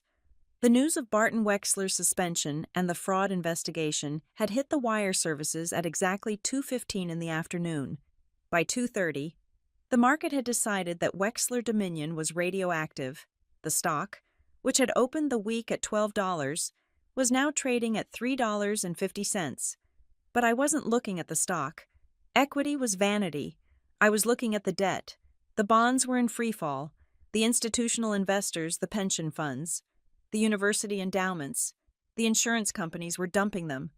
They were legally required to sell assets that dropped below investment grade, and Wexler Dominion had just been downgraded to junk status by all 3 rating agencies in a synchronized execution. "This is it," Mara shouted over the hum of the servers. "The Series D notes just hit 30 cents on the dollar. The market is pricing in a total liquidation. Buy them." I ordered. My voice was calm, a stark contrast to the chaos on the screens. "Buy everything. Don't leave a single certificate on the floor." It was like watching snow fall in a blizzard. Every time a panic-stricken fund manager in New York or London hit sell, Northglass Capital was there to catch it. We were buying dollar bills for 30 cents. We were buying the right to control the company for the price of a used car. My phone rang. It was Marcus Thorne, the CEO of Redwood Utilities. I picked up, putting on my best stressed but determined voice. Marcus, I said, I am a little busy. I saw the news. Emma, Marcus said, his voice booming with satisfaction. Barton is out. The stock is a penny stock. The company is dead in the water. I assume you are ready to sell me the halcyon technology now. There is no way you are still partnering with those corpses. I walked to the window. Watching the Chicago skyline, I needed Marcus to be hungry. I needed him to be the shark circling the boat so the Wexler board would be terrified enough to let me on board. I am looking at my options. Marcus, I lied. But the Wexler infrastructure is still valuable. If they go into Chapter 11 bankruptcy, a judge might strip the assets and sell them off piecemeal. Don't be an idiot, Marcus snapped. Let them drown. Bring your tech to Redwood. We will announce the partnership tomorrow. I will even offer to buy the scraps of Wexler Dominion once the bank forecloses. We can pick the carcass clean together. I let silence hang on the line for 3 seconds. I will keep that in mind. Marcus, I said, but I have one more meeting with their board. I hung up. I didn't need Marcus. I just needed the Wexler board to know that he was waiting at the gate with a sledgehammer. I turned back to Mara. Status. We have cleared the market, Mara said, looking up with wide eyes. Northglass now owns 62% of the unsecured debt. We are the majority creditor, but there is a problem. There is a block of bonds held by a distressed asset fund in Connecticut. They are holding out. They have enough voting power to block a restructuring plan if they want to force a liquidation. Get them on the video conference. I said, now. 5 minutes later, the face of a hedge fund manager named Silas appeared on the main screen. He looked tired and cynical. Ms. Ramirez, Silas said, my analysts tell me you are the money behind Northglass. You are buying a burning building. I am buying the land. Silas, I corrected. And I know you are holding $20 million in face value bonds. You bought them at 80. They are worth 30 right now. You are looking at a $10 million loss on your balance sheet. Silas shrugged. I can write off the loss, but if I force liquidation, I might get 40 cents on the dollar from the asset sale. Why should I sell to you because liquidation takes 5 years? I said, leaning into the camera. The lawyers will eat the first $10 million. The bankruptcy trustee will eat the next 5. By the time you get a check, inflation will have eaten the rest. I paused to let that sink in. Or, I continued, you transfer your voting rights to Northglass today. You support my restructuring plan. In exchange, I guarantee your position. When I turn the company around, I will pay you out at par value within 36 months, 100 cents on the dollar. You turn a loss into a profit. You just have to be patient. Silas narrowed his eyes. You think you can turn it around? The brand is toxic. Barton Wexler is a crook. Barton is gone. I said, and I am not Barton. I am Halcyon Forge. I have the technology to make those old power plants profitable again. You know my track record. Silas looked at his screen, then back at me. I want to guarantee that there will be no asset stripping, he said. I don't want you selling the copper wire out of the walls. I promise a constructive restructuring. I said, no liquidation, no mass layoffs. We keep the engine running. Silas nodded slowly. Send over the agreement. You have our proxy. I cut the feed. That is it, Mara said. Exhaling a breath she seemed to have been holding since dawn. We have the supermajority. We control the debt stack. I checked my watch. It was 4 o'clock. The market had closed. The dust was settling. Call June Harrow. I said, tell the board I am coming back, and tell them to bring their lawyers. The atmosphere in the Wexler boardroom had shifted from panic to exhaustion. The pizza boxes on the sidebar were untouched. The coffee was cold. When I walked in this time, nobody asked why I was there. They looked at me like shipwreck survivors watching a rescue boat. June Harrow met me at the door. The banks called the loans, she whispered. They gave us 48 hours to cure the default. We don't have the cash. We are looking at filing for bankruptcy tomorrow morning. I walked to the head of the table, the chair where Barton used to sit. I didn't sit in it. I stood behind it, placing my hands on the leather backrest. You don't have to file for bankruptcy, I announced. The board members looked up. North Glass Capital is prepared to execute a debt-for-equity swap. I said, we will forgive the $80 million in bonds we hold. In exchange, we take a 90% equity stake in the new company. Wait, said the general counsel. That wipes out the existing shareholders. The existing shareholders own stock in a company that is worth negative dollars. I said bluntly, the equity is already zero. I am offering to keep the company alive. I am offering to assume the bank debt and guarantee the payroll. I looked around the room, and I am offering to keep the operations intact. No fire sale. No breaking up the grid to sell to Redwood Utilities. Your employees keep their jobs. Your pensioners keep their benefits. June looked at the proposal I had slid across the table. This is a takeover, she said. It is a rescue, I corrected. There was a murmur of assent. They knew it was the only way out. But then, a man from the compensation committee cleared his throat. What about Barton's contract, he asked.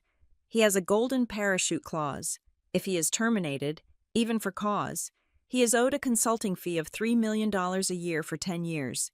It is in his employment agreement. He calls it an advisor emeritus role. I laughed. It was a cold sound. Read the fine print on page 42 of his contract. I said, I had memorized it during due diligence. The general counsel flipped through the binder. The advisor clause is void if the executive is found to have engaged in gross misconduct resulting in material financial harm to the corporation. I quoted from memory. I pointed to the fraud evidence file that was still sitting in the center of the table. He cooked the books. He triggered a default. He destroyed the stock value. That is the definition of material harm. Barton Wexler leaves with nothing. No severance, no consulting fee, no office. He doesn't even get to keep his company car. The board members looked at each other. They were terrified of Barton, but they were more terrified of being sued by shareholders for paying millions to a fraudster. Void it, June said firmly. We cancel the contract immediately. I nodded. Good. Now, there is one more thing. I turned to Reed. He was sitting quietly at the far end of the table. For this deal to pass regulatory scrutiny, it has to be clean. I said, the SEC will be looking for any sign of insider dealing. They will look at Reed. They will say he is a family member who helped orchestrate the takeover. Reed stood up. He looked at the board. I have already prepared a letter of resignation from the board, Reed said, and I am voluntarily surrendering my rights to any family trust distributions derived from Wexler Dominion assets. I am stepping down as a shareholder. Reed, June said, shocked. You are walking away from everything, no? Reed said, I am walking towards something real. I am asking the new ownership. He nodded at me to hire me as a project manager in the renewable division. Entry level. I want to work for my paycheck. I looked at him. It was a brave move. It stripped Barton of his last argument that Reed was just a spoiled brat trying to steal the crown. Reed was giving up the crown to work in the fields. Request granted, I said. Just then, the door opened. A courier walked in and handed a thick red envelope to Reed. Reed looked at it, then walked over and handed it to me. From my mother, he said quietly. She said you might need this for the final nail.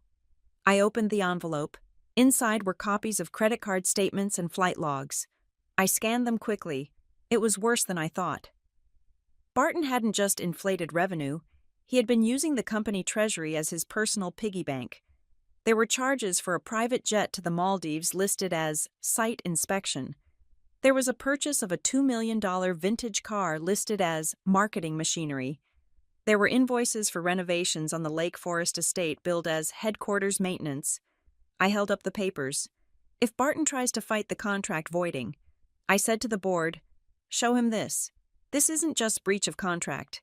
This is embezzlement. If he sues us, we send this to the district attorney. June took the papers. Her face was hard. He bought a villa in Tuscany with the maintenance budget, she asked, her voice trembling with anger. We cut the safety budget last year because he said we were tight on cash. He lied. I said, he stole from the company to feed his ego. The vote was unanimous. The board accepted the North Glass proposal. They voted to terminate Barton's contract with cause. They voted to restructure the company under my control. It was done. In the span of 8 hours, I had gone from an outsider to the owner of the Wexler empire. I signed the final documents as the sun was setting. The sky was a deep, bruised purple, matching the mood of the day. I stood up and smoothed my skirt. "Where is he?" I asked. "He is downstairs." The general counsel said, "He is in the holding room off the lobby. He refuses to leave until he talks to the new owner. He thinks it is the bank." I picked up the file containing the fraud evidence and the embezzlement proof. "Tell him the owner is coming down," I said. Reed stepped forward. "Do you want me to come?" "No." I said, "You have done your part. You broke the chain. This part. This is between me and him." I walked to the elevator alone. My heart was beating steadily. I wasn't angry anymore. I wasn't hurt. I felt the cold, precise clarity of a surgeon walking into an operating room.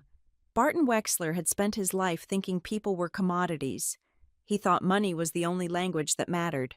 I was about to teach him a new language. The elevator doors opened into the lobby. The security guards nodded at me. They knew who signed the checks now. I walked toward the glass-walled conference room where Barton was waiting. He was pacing. He looked disheveled. His tie was crooked. He was shouting into his cell phone, likely leaving a voicemail for a senator who was no longer taking his calls. I pushed the door open. Barton spun around. He looked at me, expecting a bank executive or a lawyer. When he saw it was me, he froze. "You?" he sneered. "What are you doing here?" "I am waiting for the person who bought the debt." I closed the door behind me.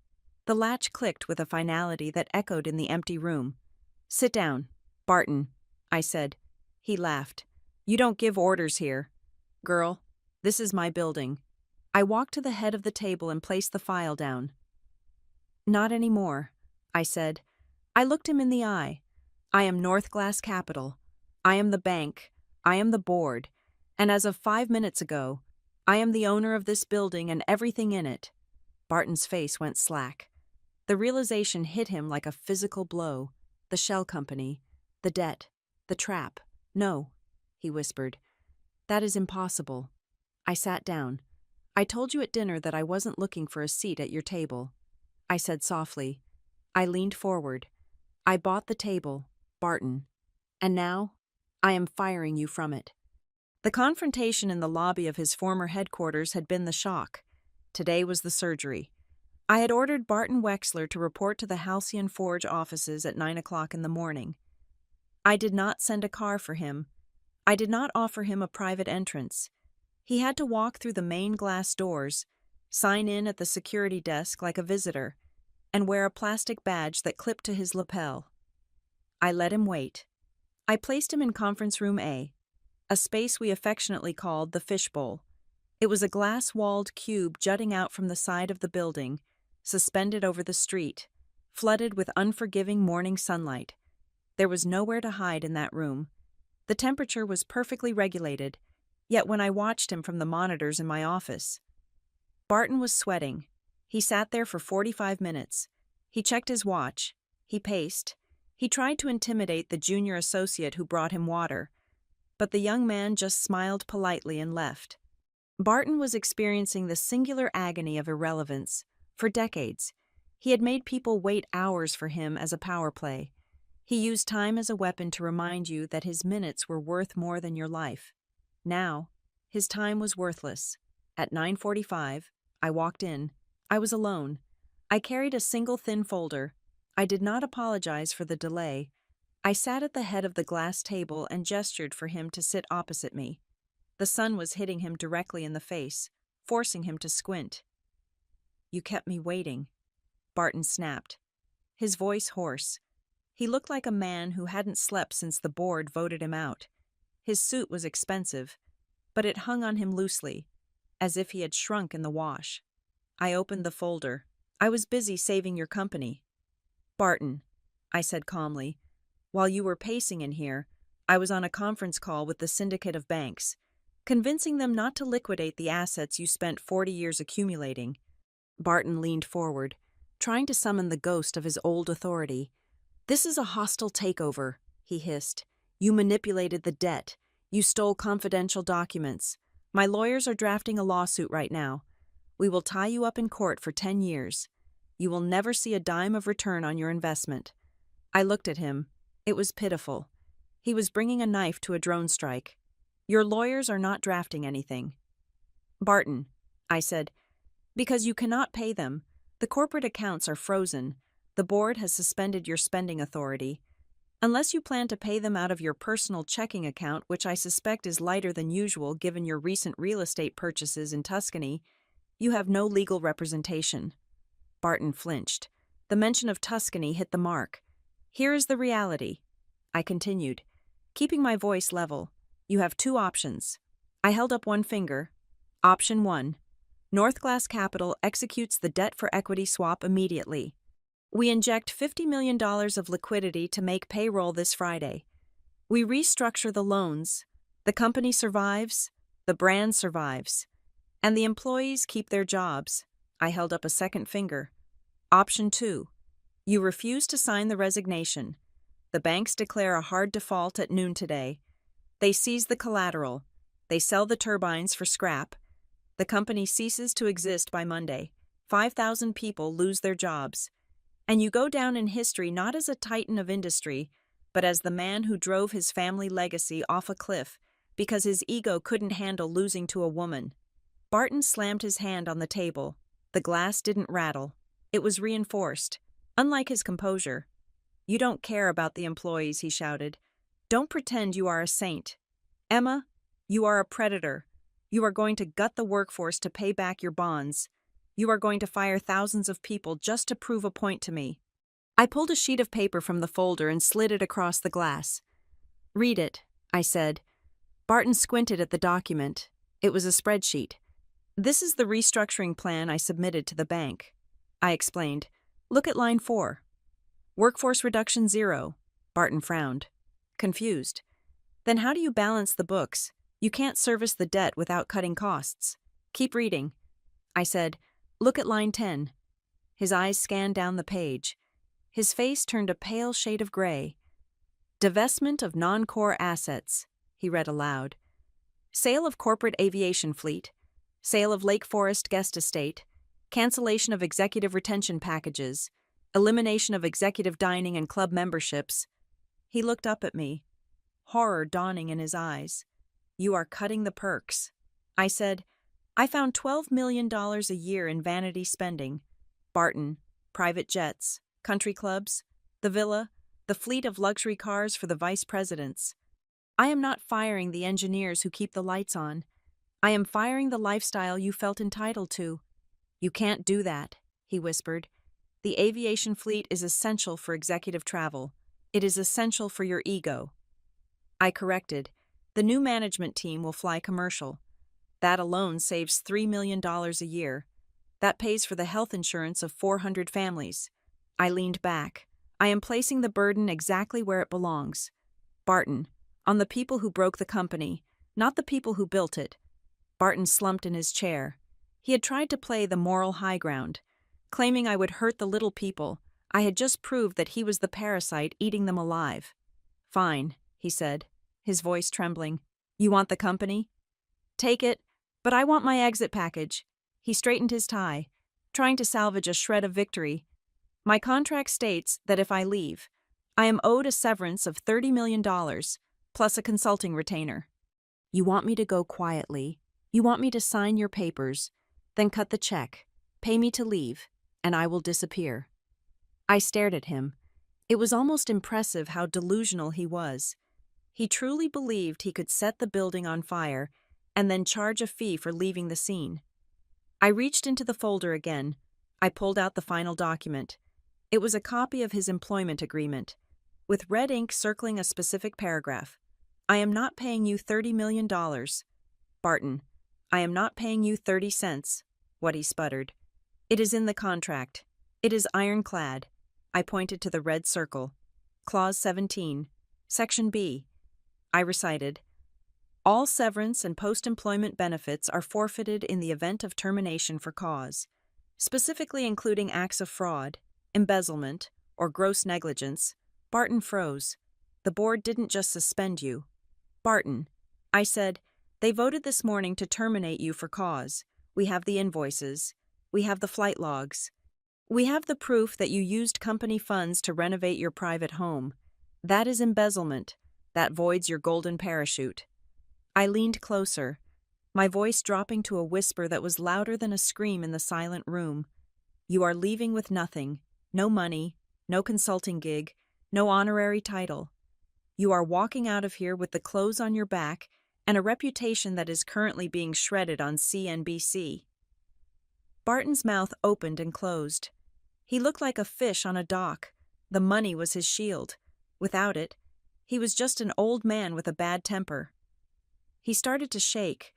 Genuine, physical tremors. He looked at the door, then back at me. His eyes filled with water. "Emma, please," he croaked. "You can't do this. I am an old man. This is my life. This is my name on the building. The name stays," I said coldly. "It is a warning to the next generation." He reached across the table, his hand grasping for mine. I pulled back. "I will apologize," he pleaded. "I will call a press conference. I will tell everyone I was wrong about you. I will tell them you are brilliant. I will tell them I welcome you into the family. Just give me something. Give me a role. Let me be a consultant. Just let me come into the office. I don't need the money. I just need to be relevant." I watched him beg. This was the man who had looked down his nose at me at dinner. This was the man who called me trash. Now he was offering to trade his dignity for a desk. I looked at him, studying his face like a biological specimen. "I have a question." "Barton," I said. He nodded eagerly. "Anything. Ask me anything." "Are you apologizing because you realized you were wrong?" I asked. "Or are you apologizing because you lost?" He paused. In that second of hesitation, the truth hung heavy in the air. He didn't regret what he said. He regretted that I had the power to punish him for it. He opened his mouth to lie, but the door behind me opened. Barton looked up, hope flickering in his eyes. Maybe he thought it was a lawyer. Maybe he thought it was a savior. It was Reed. Reed walked in, wearing a simple button-down shirt and slacks. He didn't look like a prince anymore. He looked like a worker. He stood next to my chair, his hands in his pockets, looking down at his father. "Reed." Barton gasped. "Reed, tell her you can't treat your father this way. Tell her we are a family." Reed looked at the man who had controlled every aspect of his life for 37 years. He looked at the sweat on Barton's forehead, the desperation in his eyes. "We aren't a family, Dad," Reed said quietly. "We never were. We were a corporation. And you were the CEO." "Reed." Barton pleaded. "I did it for you. I built this for you. You built it for yourself." Reed said. "You just used me as a brick." Barton turned back to me, playing his final card. "If you destroy me, you lose him," Barton said to me, pointing a shaking finger at Reed. "He will never forgive you for bankrupting his father. Blood is thicker than contracts." "Emma, I didn't speak." I looked at Reed. Reed stepped forward. He placed a hand on the glass table. "I am the one who gave her the flight logs." "Dad," Reed said. Barton stopped breathing. The silence in the room was absolute. "I gave her the proof." Reed continued. "I testified to the board. I am the one who moved to void your contract." Barton stared at his son with a look of total betrayal.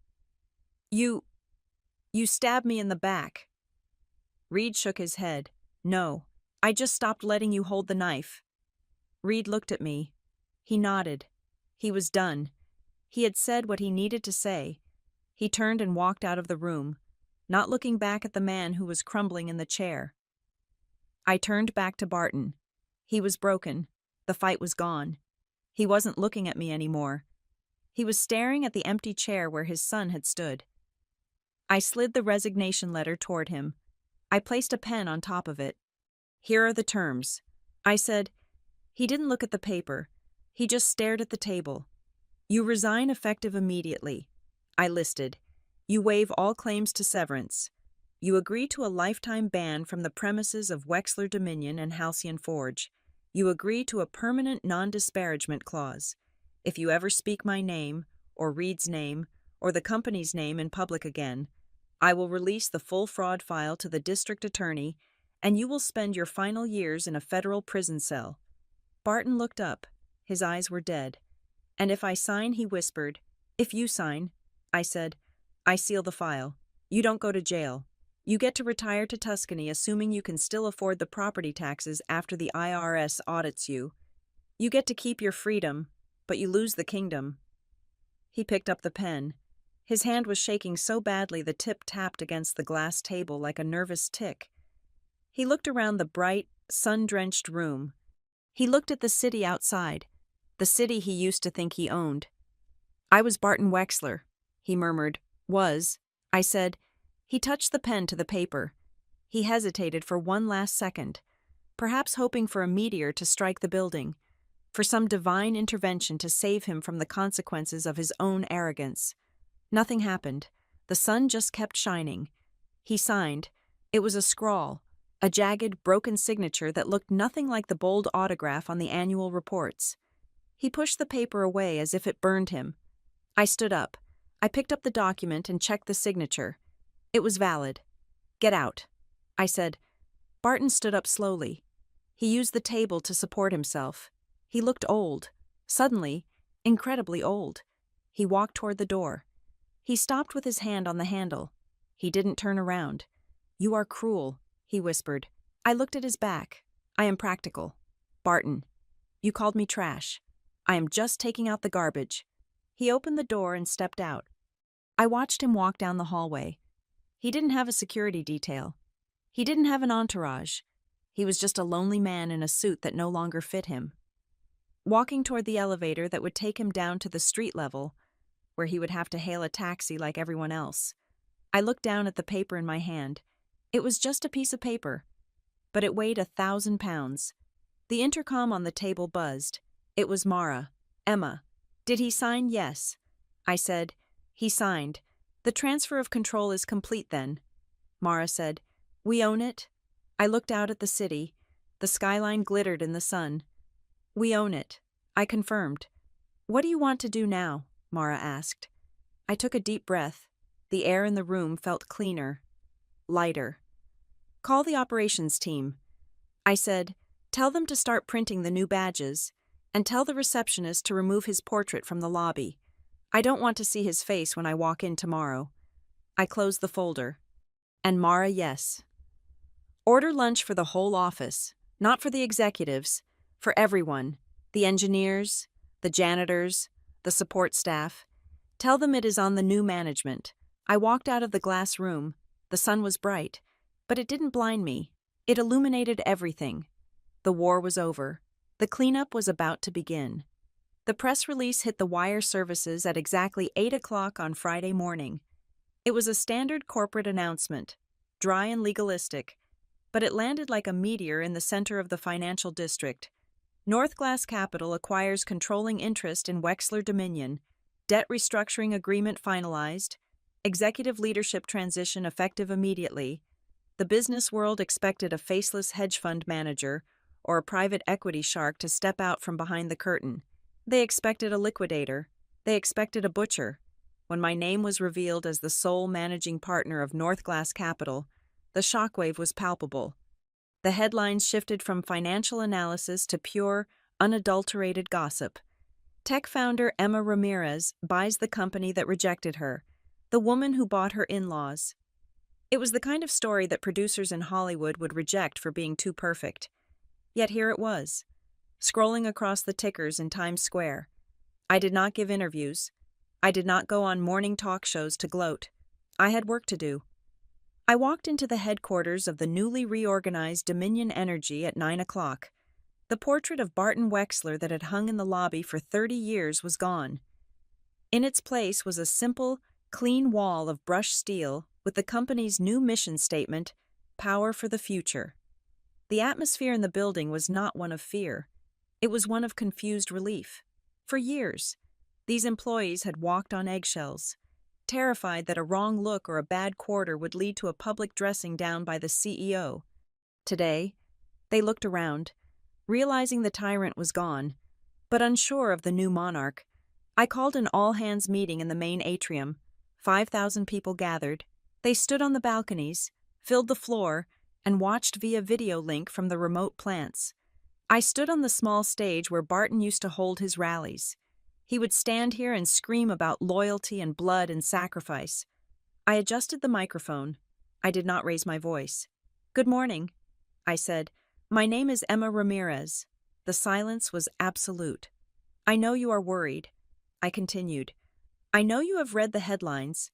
You think I bought this company to settle a score.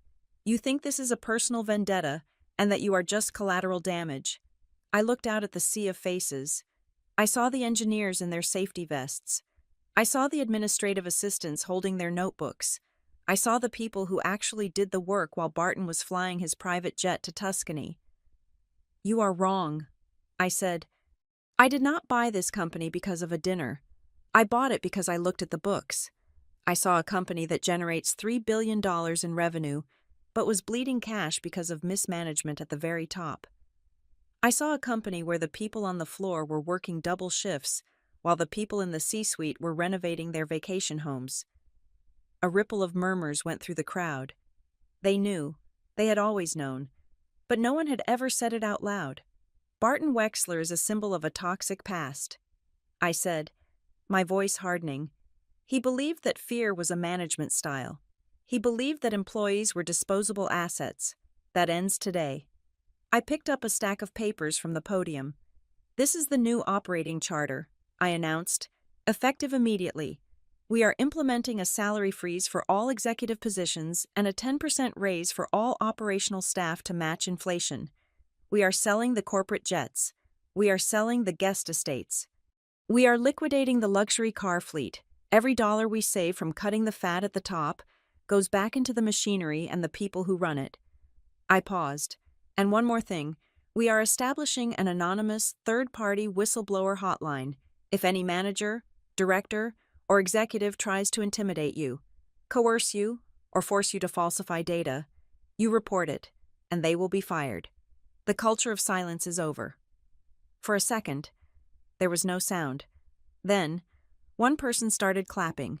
It was a woman in the front row, wearing a hard hat. Then another. Then the whole room erupted. It wasn't polite applause. It was a roar. It was the sound of 5,000 people exhaling at the same time. That was the twist the media missed. They thought I did this for me. They thought I did this to prove I was good enough for the Wexler name. I didn't give a damn about the Wexler name. I did this because I saw a system that was crushing good people, and I realized I had the power to break the wheel. Barton wasn't just my enemy. He was a cancer to his own legacy. As the crowd dispersed, I saw Reed. He was standing near the back, wearing a standard issue ID badge and a blue button-down shirt. He didn't look like the heir apparent anymore. He looked like Reed. I walked over to him. "How is the first day?" I asked. He smiled, and it was the first genuine smile I had seen on his face in years. "It is terrifying," he admitted. "I actually have to work. I have a project manager named Sarah who told me my spreadsheet formatting was garbage." I laughed. "She is right. Your formatting is garbage." Reed nodded. "I know, but I am learning. For the first time in my life, I am earning my paycheck. Emma, I am not getting it because of my last name. I am getting it because I showed up." He looked at the stage where I had just stood. "You were incredible up there," he said. "He would have hated it. That is the point," I said. Reed hesitated, then pulled an envelope from his pocket. "This is from my mother," he said. "She asked me to give it to you. She filed the papers this morning." I took the envelope. It wasn't a dramatic declaration of war.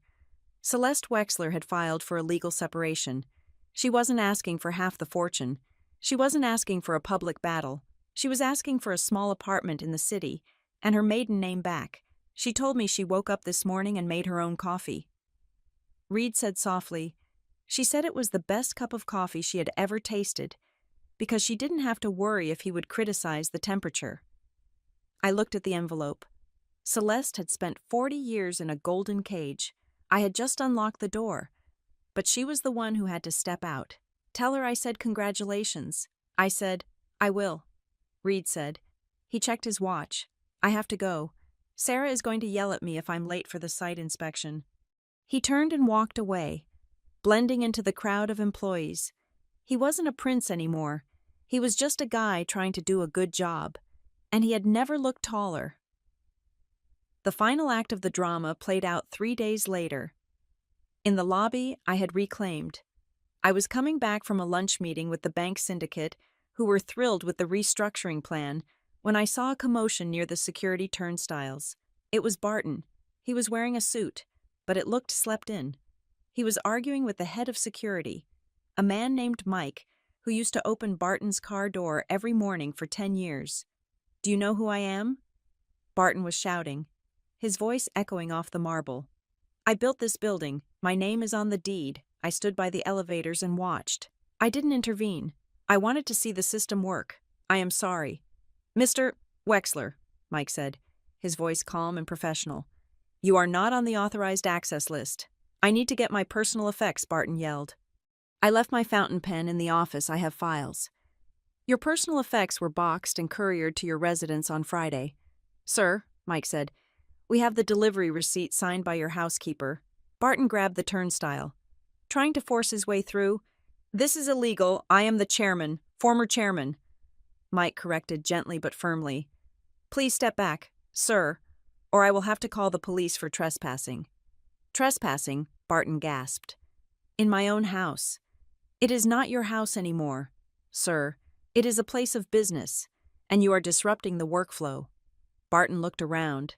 He saw the employees walking past him, people he had ignored for decades. They weren't bowing. They weren't terrified. They were looking at him with a mix of pity and annoyance. He was just an angry old man holding up the line. He saw me then. He froze. He looked across the lobby at me. I was standing next to the new logo, holding a tablet, looking like the future he had tried to reject. He opened his mouth to say something, maybe to scream, maybe to beg, but the words died in his throat. He realized that screaming at me wouldn't work anymore. The currency he traded in fear had been devalued to zero.